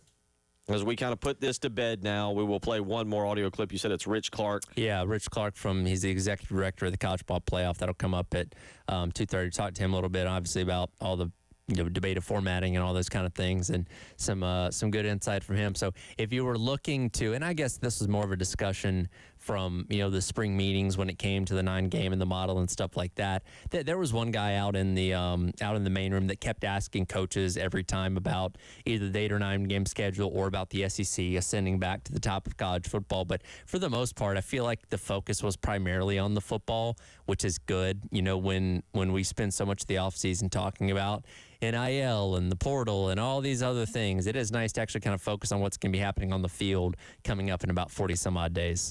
But we'll play Rich Clark coming up here at about 2:30 and let you listen to that. But back to what I was going to have. What do you feel like? What was the thing? I do have mine. I mentioned it at the top of last hour. What is the thing that you take away from this past week over in Atlanta? I feel like Florida has the potential to really surprise a lot of people. Again, I go back to just the physical presence of DJ Lagway was very impressive. Every bit of 6'3" or whatever that he's listed as. And again, they got a tough schedule, but they navigated it last year. I'm not saying they're going to jump up there and, be playing in the SEC championship game, but they might actually have a season that could surprise a lot of people. A lot of talent on that team led by Lagway, and I played the clip earlier. He talks about his aura being a big reason why his team has been able to rally around him, and I don't know. We'll see what that's worth. My big takeaway from the week is the scheduling now. I think you're going to I don't know where it's going to go, but it's going to come to a head. The Big Ten, Tony Batiti, he wants 9. Sure. He's staring down south going, hey, get in line here. We're doing 9 games. Greg Sankey's staring up north going, no. Our conference is the toughest one out there. We play look at our school, look at our schedule, look at who we play non-conference. We play the most difficult schedule. We're sticking in with 8 right now. And I've always been a firm believer in uniformity. And again, these conferences are so unbalanced when it comes to number of teams and rules and all these kind of things. Like if we could all agree, if the SEC and the ACC could agree to play 9 games, and we could at least get on the same page with that, I'd be cool with it. But again, that's easier said than done. So that is, you heard Tyler's take. Florida, maybe the team to watch in the SEC. Mine is, I think we're heading for a no holds barred, weapons involved, chairs to the back, putting them on a ladder and throwing an elbow at them type of WWE wrestling event that will be coming up between Tony Batiti, the Big Ten, and the SEC and Greg Sankey, and it's going, our conference knows how to do it better. No, our conference knows how to do it better. I feel like that's where we're heading. And the thing about that is it has an expiration date because, Tyler, one thing we heard this week is they want to get this thing done by really December to line up the next playoff and to line up everything going into for the SEC, lining up the schedule. Sure. But we don't have a 2026 schedule just yet. No. And lining all this up. And again, it seemed like going back to when I first started here a couple years ago,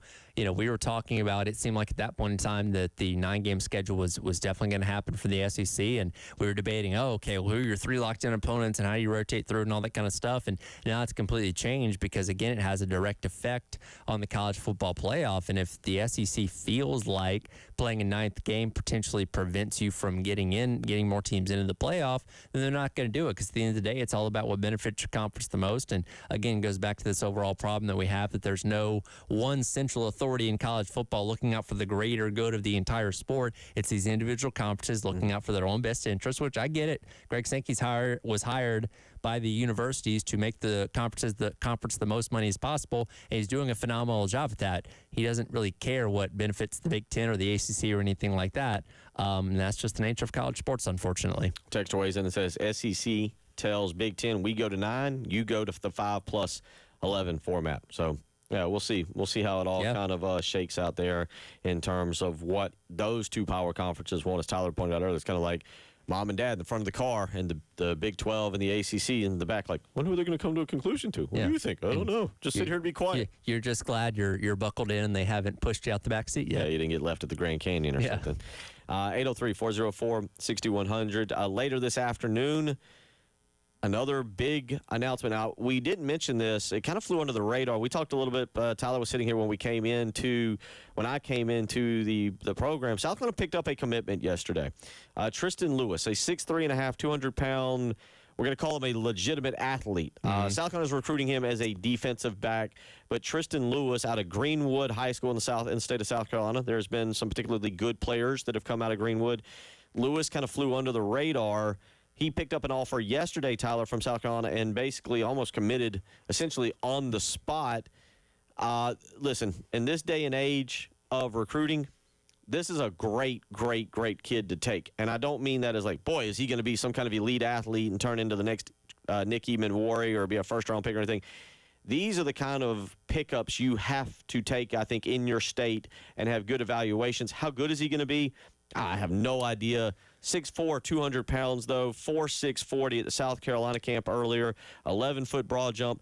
Maybe he develops into something really special. It's a chance. The way football is now being played with scholarships and transfer portals and everything, and also with NIL, this is one you definitely take and be like, boy, I hope it works out. It's one of those guys that has a very high upside. And again, you've seen with guys like Eamon-Warry that come in and have success on a similar type of path that, again, you're not really risking a whole lot by bringing this guy in. And, from what Wes and Chris said, he was in camp earlier on this summer, and he was somebody that's kind of on the list to get an offer. And again, he didn't waste any time committing to South Carolina once that offer came in yesterday. So you've added another piece to the class that, again, is more of a high upside kind of guy. And you just get him in here, develop him, and see where it goes from there. Yeah, I mean, let's be clear. Let's be very clear on this. I know how recruiting works.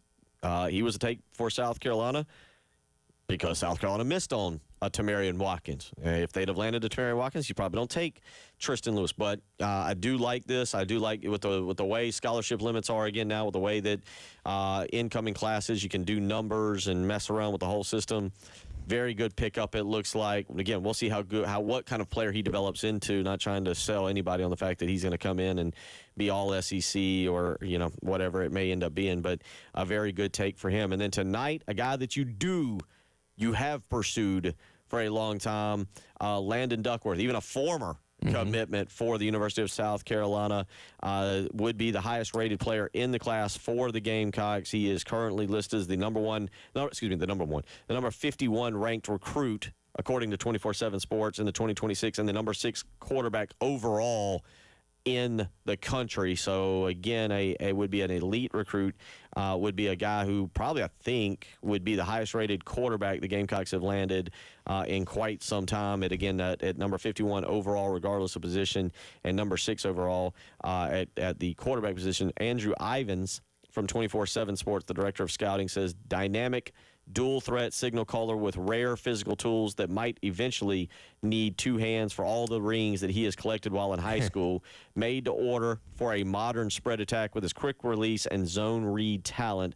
Ball placement can be a bit erratic when looking to target the intermediate parts of the field, but makes up for the spotty accuracy with his legs and agility as he can exit the pocket and create chunk plays. Andrew Ivins does, real quick, admit lacks consistency with his mechanics, but has flashed the ability to change the arm angle and deliver some high-level throws while on the move in a camp setting. And I remember when he initially committed to South Carolina, I looked it up. It was August 5th of 2023.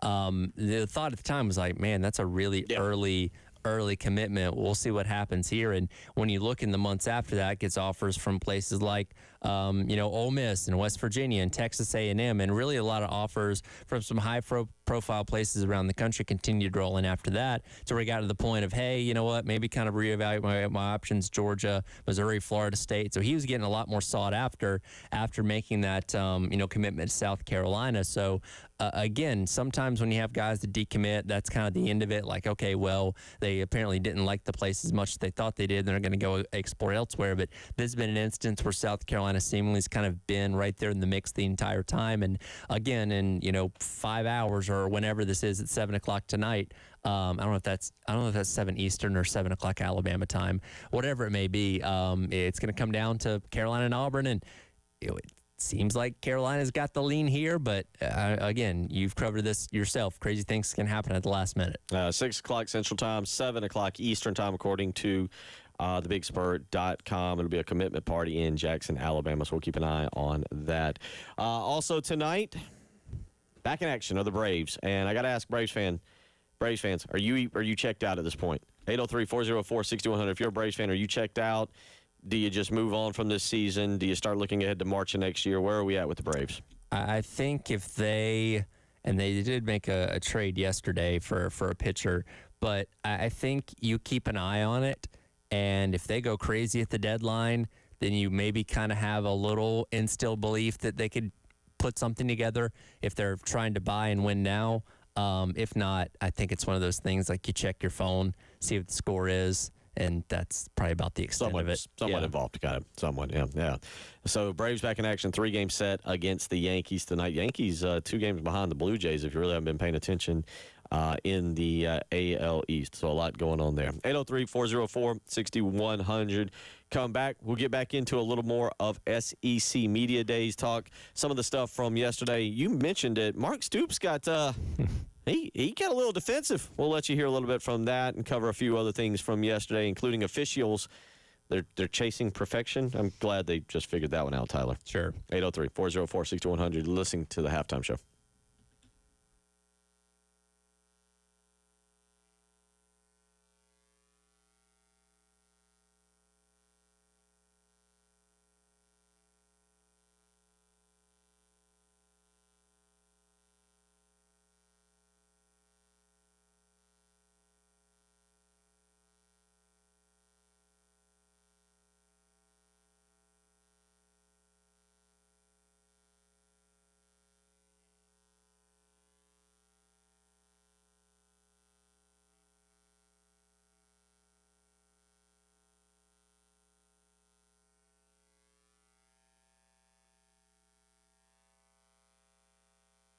Bill Gunner for AAA Heating and Air. Let me ask you, are you enjoying the summer months? Hopefully you are, because you're in your house, not in the heat outside. And if your heating or air unit is not working right now, you aren't enjoying it when you are inside. That's why AAA Heating and Air wants to make sure you are comfortable all year long, from the cold winter months of January, February, all the way up to the extremely excruciating hot months of July, August, and September. So if you've got any issues, now is the time to call AAA Heating and Air, where they are the go-to name in the Midlands. Because if you're looking for a brand new heating and air unit, they have guaranteed financing, no payments or interest for 12 months, and a 15-year part and labor warranty. Maybe your heating and air unit just needs some repairs. AAA Heating and Air has got you taken care of that. All you need to do is be a homeowner with a valid bank account, and you are all set, and they'll take care of you with 12-month payment plans with no interest or no credit checks at all. Call AAA Heating and Air.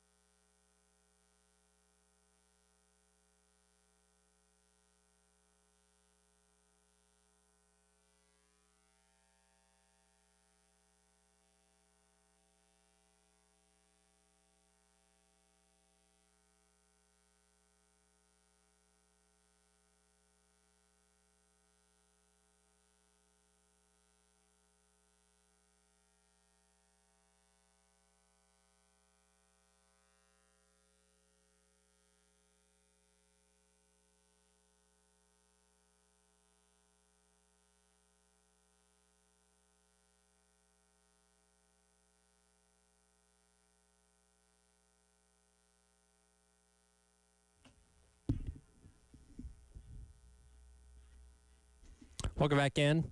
Halftime show. It's out ahead.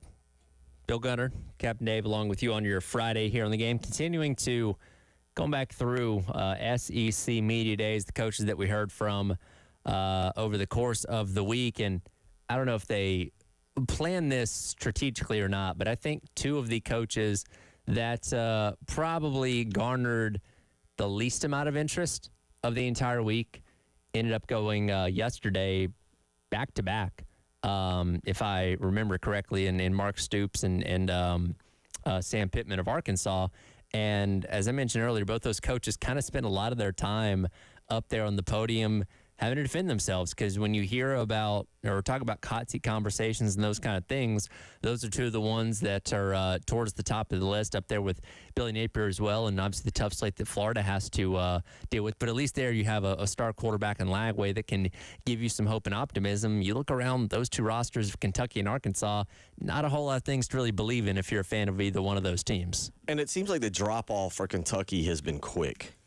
Really, ever since Stoops had the flirtation with A&M, and it was kind of before that too, but it really just seems like the fan base has turned on him at this point. Yeah, they did, and part of it, look, did they take a chance on Brock Vandagriff? Was it a chance when you thought, okay, this kid, wasn't getting playing time at Georgia? He was a former five-star. I mean, the Vandagriff story. He goes from a guy who highly thought of, all right, fine, you can't quite make it at Georgia, no shame in that. Sure. To not, I mean, he's done with football now. Yeah. Like, he's done. He got into the SEC. He was like, this didn't work. I was always weary because he played single A private football at Prince Avenue Christian. And I watched some of their games, particularly their last game when he played the state championship as a senior. And, he's 6'4", playing against a bunch of dudes that are this tall, trying to defend him and trying to tackle him. So he was kind of like a man playing among boys. So I was kind of worried how that would translate to college. And obviously when he finally got his shot to be the guy, it didn't work out well. No, and again, the way South Carolina's kind of turned the tables, because I said this going into really last year, that this had been South Carolina's rivalry. That this game, you look at what had happened the last few years, you look at Mark Stoops kind of trying to make fun of the get your swag on video. Yeah. Games had been very intense and very close, and that was one of the situations last year. I was like, man, this game's a huge game up there. South Carolina's got to win this game. This could kind of cement some things. All of a sudden, South Carolina has now a 3-game winning streak against them. Yeah, it almost feels like you've moved past them. And these are two fan bases that I think for a period of time look at the other one and say, hey, we should be able to beat those guys. Right. We shouldn't be losing to them. And, Carolina had their obviously issues with Kentucky, but now it seems like you've kind of moved past that as you kind of see them continue to further and further sink down the SEC. Here is Mark Stoops yesterday. And again, you mentioned it. He's kind of defending himself a little bit. And one of the things he says, hey, I can only be me. Here's what Mark Stoops had to say. As I just mentioned to our players coming in here today, I said, be you. Be you.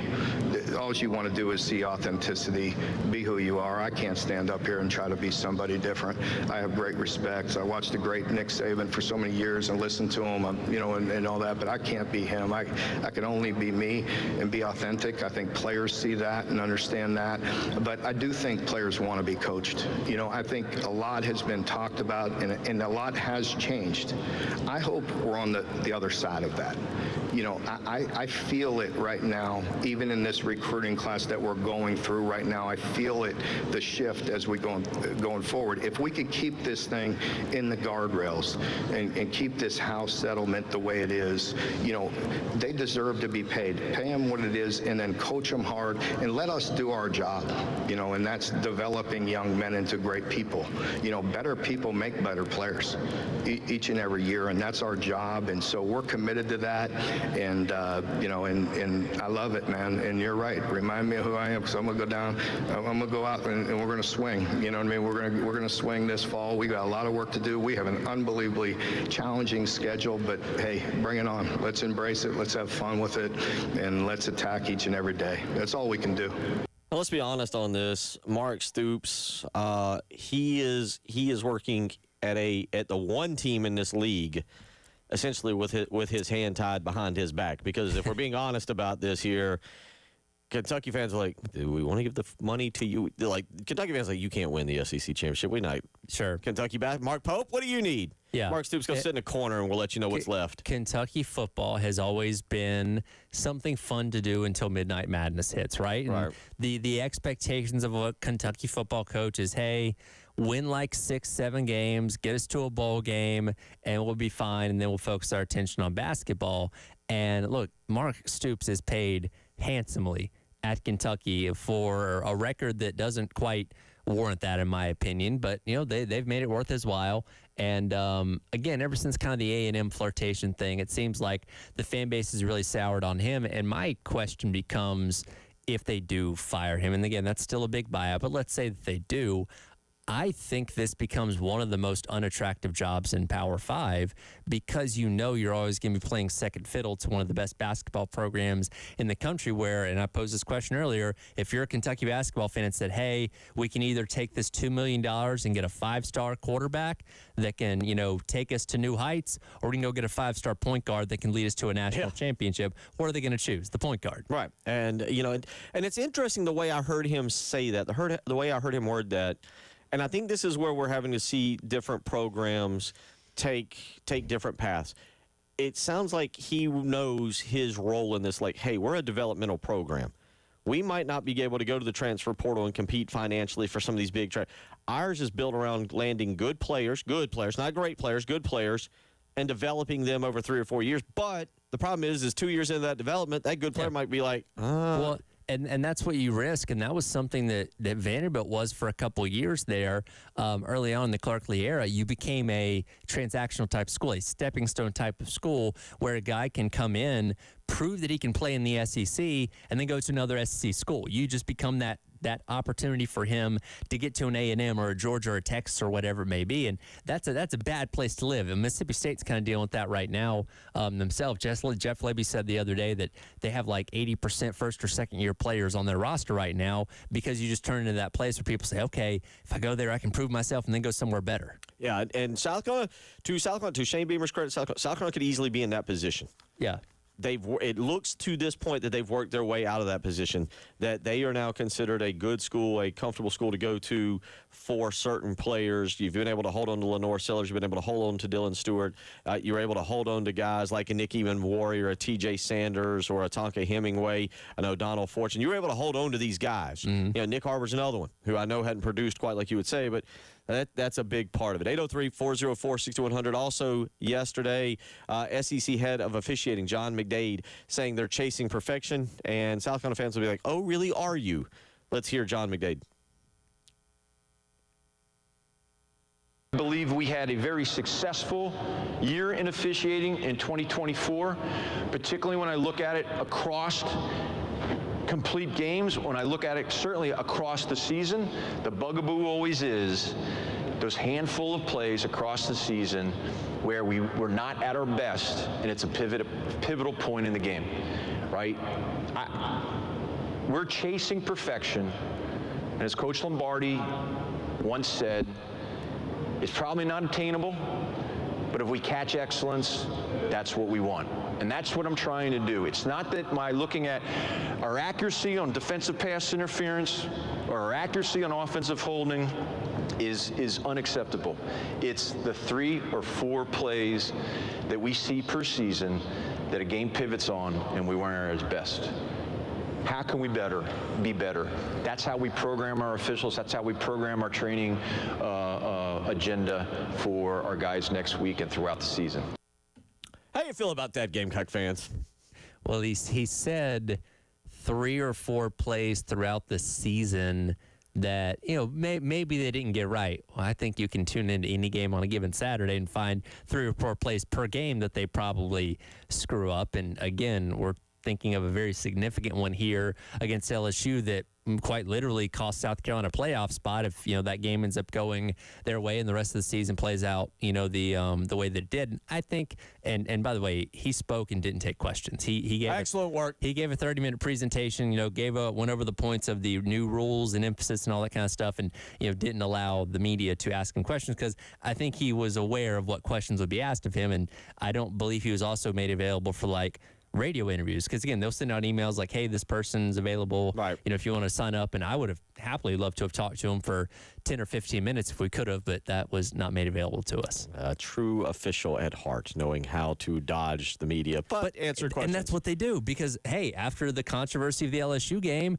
you know, Beamer has to go out there and sit in front of the microphone and answer questions about what went wrong. And if he goes on a rant criticizing officials, he gets in trouble for it. But the people that threw the flag, that made the call, well, they just get to go in their car and go home. With a check. They don't have to. With a paycheck. They don't have to. And the thing that frustrates you the most is like a day later, you'll get the statement from the conference. Hey, they screwed that up. Sorry. Our fault. My bad. But, okay. So do you give the win back? No. It doesn't work that way. Yeah, they also, I think, give you a gift card to Baskin Robbins. Yeah, probably. Which I'm not even sure is still in business anymore. To make it worth your while. It's like, what's that supposed to do for me? Now you're admitting that you screwed up when they essentially should have won the game? Yeah. That makes it worse. 803-404-6100. Come back. Tyler, you got a great interview you were really thrilled with this week. Yeah, Rich Clark, the executive director of the College Football Playoff, sat down with me and Jack a little bit earlier on this week to talk about, obviously, the debate and not controversy, the ongoing conversations around finally figuring out what this playoff's going to look like past 2025. We'll get into that coming up next here on the Halftime Show.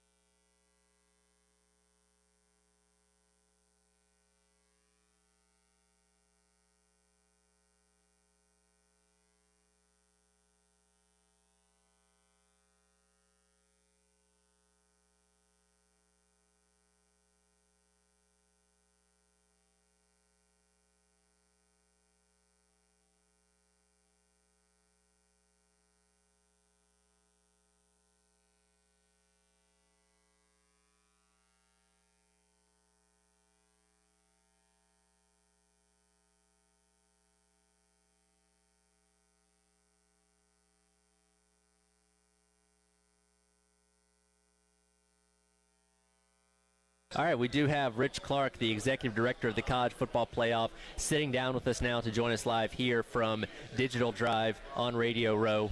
1 second here. Let's get the right headphones hooked up to you. Yeah, sorry. That's our other device. Let's get this squared up here. Sorry about that. There we go. All right.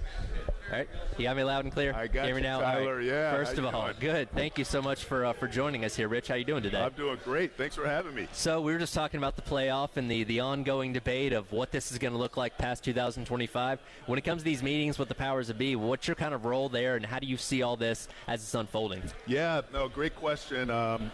So my role in this is really to help facilitate the discussion for the conference commissioners, the 10 FBS conference commissioners and the athletic director from the University of Notre Dame makes up our management committee. And they are really the ones that make these decisions about what the format's going to look like and some of the other big ticket items in college football playoffs. So I see it unfolding in a very deliberate fashion because I think they're doing a good job. They take into account a lot of different, I'll say, elements of the playoffs so that they're not making decisions that we're going to have to change in a couple of years. So I know a lot of people want to see it happen real fast. We're set for this coming year, though. I just want to make that clear. We know what this coming year's format is going to be. 12 teams, straight ranking, and we're not going to be reseeding in accordance to conference champions or anything like that. So I think it's going to be really good. But the following year, there's a couple of different options. 12 teams, 14 teams, 16 teams. Do we have automatic qualifiers, or do we go with the straight ranking? And they're wrestling with a lot of that. So I will just say we're making progress, and you've probably read it kind of goes back and forth at times because there'll be some new revelation or something that will come out in the discussion, and then it gets out there. But it's like I've been a part of a lot of different decision-making processes, and this is not different than most of them. You have to go through the fire to get to that forged answer. Right. And they're going through the fire right now, so we'll get there, though. Jack. Hey, Rich, Jack Veltri here. First off, thank you for your service to our country. Really appreciate it. Just wanted to thank you. Yeah, for sure. Just wanted to ask, how much urgency, speaking of the playoff, how much urgency is there to expand and get to potentially, like you mentioned, 14, 16, like how much urgency is there to move this thing along? Well, yeah, so there's urgency because first we have a deadline of December 1st, really that is for some contractual reasons so that we can get things moving for the next season, right? So December 1st is sort of the line that we have drawn. But the conferences have a lot of decisions that they have to make internally, and so I think for the commissioner's sake and for the conference's sake, they want to get to an answer sooner than that. So in my mind, and this is not a hard and fast deadline, but we need to have an answer this fall. Probably in the September time frame to have determined, maybe October, but we need to have this determined so that they can make some decisions internally about how they're going to schedule for the next season, for the 26th season. So there is a level of urgency, but we still do have some time, and the discussions are continuing. Again, Executive Director of the College Football Playoff, Rich Clark, sitting down with us here at Digital Drive at SEC Media Days. And you mentioned a moment ago, the talk is expansion to maybe 14 or 16 when you get to 2026. And, in the history of the College Football Playoff, all of the talk has been about what's next. Okay, we're at 4, we're going to go to 8. Or, or we're at 12 now, we're going to go to 16. Is there like a line out there of like, okay, at some point expansion has to stop? Is 16 like the limit, or is something there down the line where we could be even more than that? So in my mind, and again, this is just me talking, given the schedule of the regular season right now, 16 is the limit. Like we run out of weekends to play games, and there's just no more room to have a playoff, and we don't want to extend into February for the college football playoff. Our students have to go to school. Our athletes are still college students, and that matters, right? So I don't think that we could go past 16 unless something happened with the broader college football schedule. We changed the regular season schedule or something like that, and there's been no talk of that. So I believe that 16 is the cap on us, and even that is bumping up right on the limit. So, and off of that really quick, a lot of people talked about last year with the playoff expanding into the end of January. It was a lot of gap between games, basically 10 days between the quarters, the semis, and then the national championship. Is there any discussion of maybe changing the way that schedule is going to look going forward to where you're not going quite as deep into January, maybe adjusting the day the playoff championship game is going to be on, or anything along those lines? We haven't discussed that directly. I've heard it bantered around, but we have not had that discussion. And one of the reasons is because there is a very deliberate decision to have some time between the end of the regular season and the beginning of the playoff, just to give teams a little bit of recovery time, let them get their legs back up under them, injuries, healed, things like that. There is a possibility that we could eat into that, but it's not really a desired outcome. We want to give the teams that, that week plus in between the end of the season and the beginning. January 20th is about where we ended last year. That's about as late as we want to go, though, to your point. Right. Like that's pretty late into the year. We don't want to go any further past that. And looking, honestly, if there was ways that we could walk it back, we would. But then we talk about expanding to 16. So sure. that goes right out the window, right? So we're sort of at our limits, and we're going to do as best we can to get those games in if we do expand, but we don't have a lot more room to greater good. Last 30 seconds here. Do those conversations get heated? I know they're behind closed doors. I don't really want to get into how heated they get, but I will just say sometimes I walk out of there, my eyebrows are gone. Oh. So, no, I'm just kidding. I'm just kidding. I mean, they're intense, right? They're sure. intense conversations, but again, they are professionals, and they're going to treat each other with dignity and respect in the room. But they're not easy conversations, and so they're going to put it on the table. They're going to be honest with each other, and then they're going to walk out and shake hands and keep being great colleagues. So it's interesting. Well, Mr. Clark, thanks so much for taking a little bit of time. I know it's a very, very busy week for you, but we're always down to talk college football playoff and this ongoing debate of what format's going to look like, and excited to see this finally come to fruition. No, I love talking about it. I appreciate what you guys do for college football. Thank you. Keeping our fans engaged and educated, and for letting me be a part of your discussion today. Absolutely. Thank you so guys. much. Have a good rest of your week. Thank you. Thanks, Jack. Thank you so much. That was – oh, okay.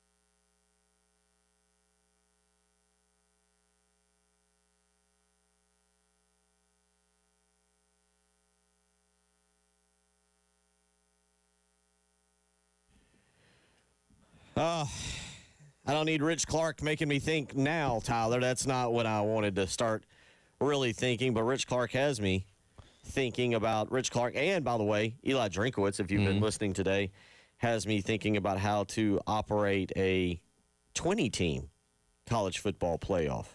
I'm trying to think. I think I've got it worked out on my computer here. If you took, okay, so you would still have to have 4 first-round buys, I think, because you'd have 16 teams in the first round. So 16 becomes you'd have to have double buys. So you'd have 2 teams, the top 2 seeds would get a double bye. Yeah, that's what I've come to. 3 and 4 would get 1 bye, and then you'd have a 16-team bracket, which would go. You'd have 16 teams in the first round. That break down to, wait, no, you'd have. This is intelligent radio. But I'm trying to do it, and I think I've got it. I think the top 4 teams would each get the top 4 teams would get the double bye, because if I've come to anything today, it is yes, you are correct. It would be a 5-round playoff. Yep. It would be a 5-round play, because as I'm hearing everybody's thoughts, and I'm listening to Rich Clark there, and a great interview with y'all. As I'm listening to that, it's got me really thinking. All right, what do we do that I would find acceptable next? All right, I don't. Somebody hold me accountable for this, because let me see, 2, 4, 6, 8. Yep. All right, so 8, and then we go to 4, and then we have another round of 4, and then we have a round of 2. Okay, yeah, that does work. I'm willing to go to 20. Okay. I'm willing to go to 20 teams as I look at this. 1 through 4, your conference champions get a double bye. Okay. Your conference champions get a double bye. And then you sort it out. And you take your 5. You take 16 teams. If you want to be that person, you can play with the numbers, 20 teams. But you take the next 4 qualifiers. So you're taking 5 teams out of each league. 5 teams out of the SEC. Right. No, actually, I want to say you take the next 3. You take the next 3. You take the next 3. 4 teams from each. 4 teams. 4 from each power league. And then 4 wild cards. Okay, I mean, I get where you're coming from. Because I thought about what Eli Drinkowitz said, and I compare it to what we're talking about now, and I'm okay with that. If we're gonna go to 4 power conferences, and we're gonna allow the little dogs, if you will, to in. If you're gonna allow the non-power 4, give them a chance. Put one of their conference champions in, or select the best 4, whomever, or the best 2, and then take the best 2 out of the other power 4. That was the thing, is that you have 4 from the 4 respective power leagues. You have 1 from the G5, which would be 17. And then you have 3 open spots. Now, if Notre Dame, more likely than not, it's always going to occupy one of those. And, yeah, you have 2. And theoretically, I guess we're going off rankings here, then, hey, if the SEC have those 2 teams, then SC gets 6 teams in, or something along those lines. Maybe 5 or 6. Yeah, I see where you're going. Does it drag out? Yes. Would it drag out? Yes, no doubt about it. It's an interesting discussion that we'll have a few more times here before we get into actual football talk. But in my scenario, I don't know if anybody would like this, South Carolina was 15th in the final college football playoff ranking. South Carolina would have, in my little quick college football playoff ranking, tell me if you like this, South Carolina would have been on the road against number 10, and in that situation, that would have been SMU. South Carolina goes to SMU for the first round of the playoffs. I think you like your chances in that one. And that's based off the college football playoff ranking, because SMU was technically, in the rankings, was number 10. They ended up being the 11th seed. Yeah. I mean, I get where you're coming from. I don't know if I'd go all the way to 20, but it could make sense if you were going to do that. Yeah, the more I look at that, go ahead. Just skip 16. Let's go to 20. SEC, Big Ten, if you want to guarantee yourself 6, 5 at-large bids, or 5 at-large, and you want to look at the SEC and the Big 12 and be like, hey, we're going to include you in this. You each get 3. 5 for us each, 3 for you, and then we'll select 4 at-larges. I mean, at that point, why don't you just go to 24 like FCS does? I don't want to go to 24. All right. Draw the line in the sand at 20. Yeah, John. I think that's what I'm going to do. I think I'm going to toy with this. I think after listening today to Drinkowitz, listening this week to Sankey and to Rich Clark there, I'm going to go, all right, let's go 20. It's too much football. I'm not sure I'm thrilled about it. But if you're going to force this upon me, I'll take it. Why don't we just go comically large and just do 64 like basketball? Yeah, I don't want that. It's take too long. It takes way too long. You can't play a game on Friday and Saturday now. We got to think about the kids, too. Think about the kids, Tyler, the kids. Oh, yeah, sure. So there we go. We'll work on more on that. Texter has actually sent in the 20-team single elimination brackets. They're already thinking in the direction I am. I like this.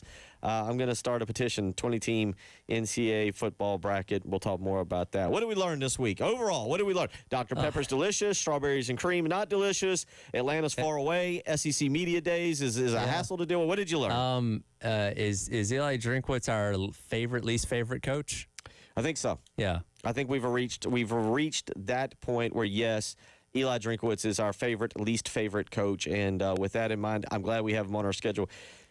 Is there any way we can move Missouri closer so that this is at least a regional rivalry? And because let's be honest, that's. Yeah. By the way, or can we move Eli Drinkwitz to Kentucky? Yeah, sure. Why not? You missed my ranking of rivalry trophies last week. I did. Okay. I did this with Preston last week on the morning show. I had out of and this is for rivalries that play annually. Out of 83 total rivalry trophies currently active in college football, the Mayor's Cup came in 72nd because it's just kind of The bottom came in 47th. Are you serious? Yeah. Who ranked these? Me. Wait. I went through 1 through 83. How did you rank the bottom trophy ahead of the thing that actually gets passed back and forth? Because it's actually has some unique characteristics to it. Like I went off of design and personality of the trophy. Palmetto Bowl was 44, by the way. Okay. So I spent a lot of time on this. Well, more than I should have. Free time. What is it? The idle time is the devil's handiwork. What is the phrase of that? Yeah, something like that. By the way, number one, $5 Bits of Broken Share trophy. I don't have time to explain it. Look it up. It's worth it. Well, at least give us the teams. Minnesota and Nebraska. Minnesota and Nebraska? Yes. So this is a relatively new trophy. Yes, and it all stems from a tweet. Okay. I'll give you credit for that one. Phenomenal. All right. We're going to wrap up the program. Tyler gets to enjoy the weekend. Documentary plans, British Open plans. Oh, so last night we watched the Balloon Boy train wreck on Netflix. I remember it when it happened. My wife didn't and was thoroughly entertained by the chaos of it. So I recommend that one. Okay. There's some television watching. You'll have a little bit more next weekend to get into, but we are now less than 2 weeks away from the Hall of Fame game in Canton, and we'll certainly start to count down. I am off next week. Finally a vacation. I haven't had one of these in a long, long time. He says sarcastically. It's all about the kids, folks. It's all about the kids. Spending time with the kids. I actually next week's a legit vacation. Like I'm not going to a surgery for my son, taking the kids to school, dealing with something else, getting them to, the actual vacation. I'll let you know how that goes. Okay, well, enjoy it. I'll see you back here in a week. See if there's a summer soda that I decide to indulge in. Yeah, completely cut loose. Y'all have a great week. Thank you to producer Ed Bird all week and to Captain David Dare. They've been phenomenal.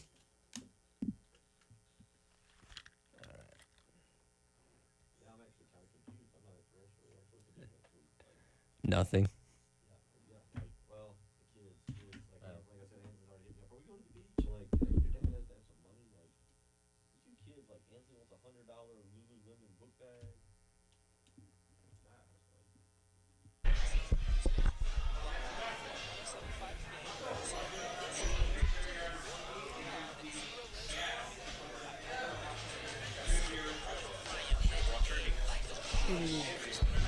What's up?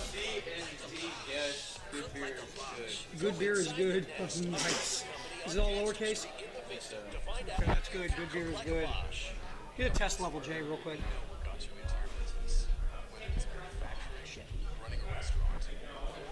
Good beer is good. See if it works. Did you say all lowercase? Yeah, good beer is good. Oh, we're in. Yep. Cool. Thank you, man. Good job. Appreciate you.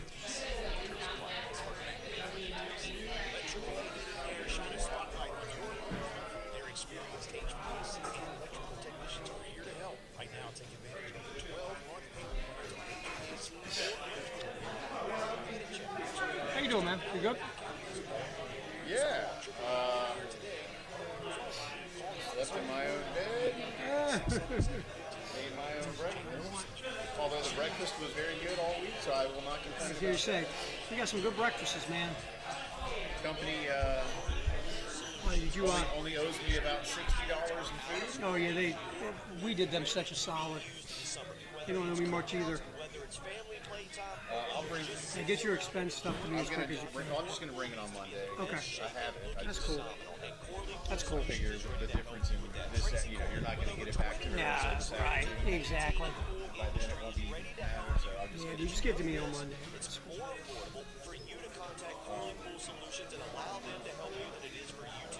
Just told Elijah to save all these parking receipts.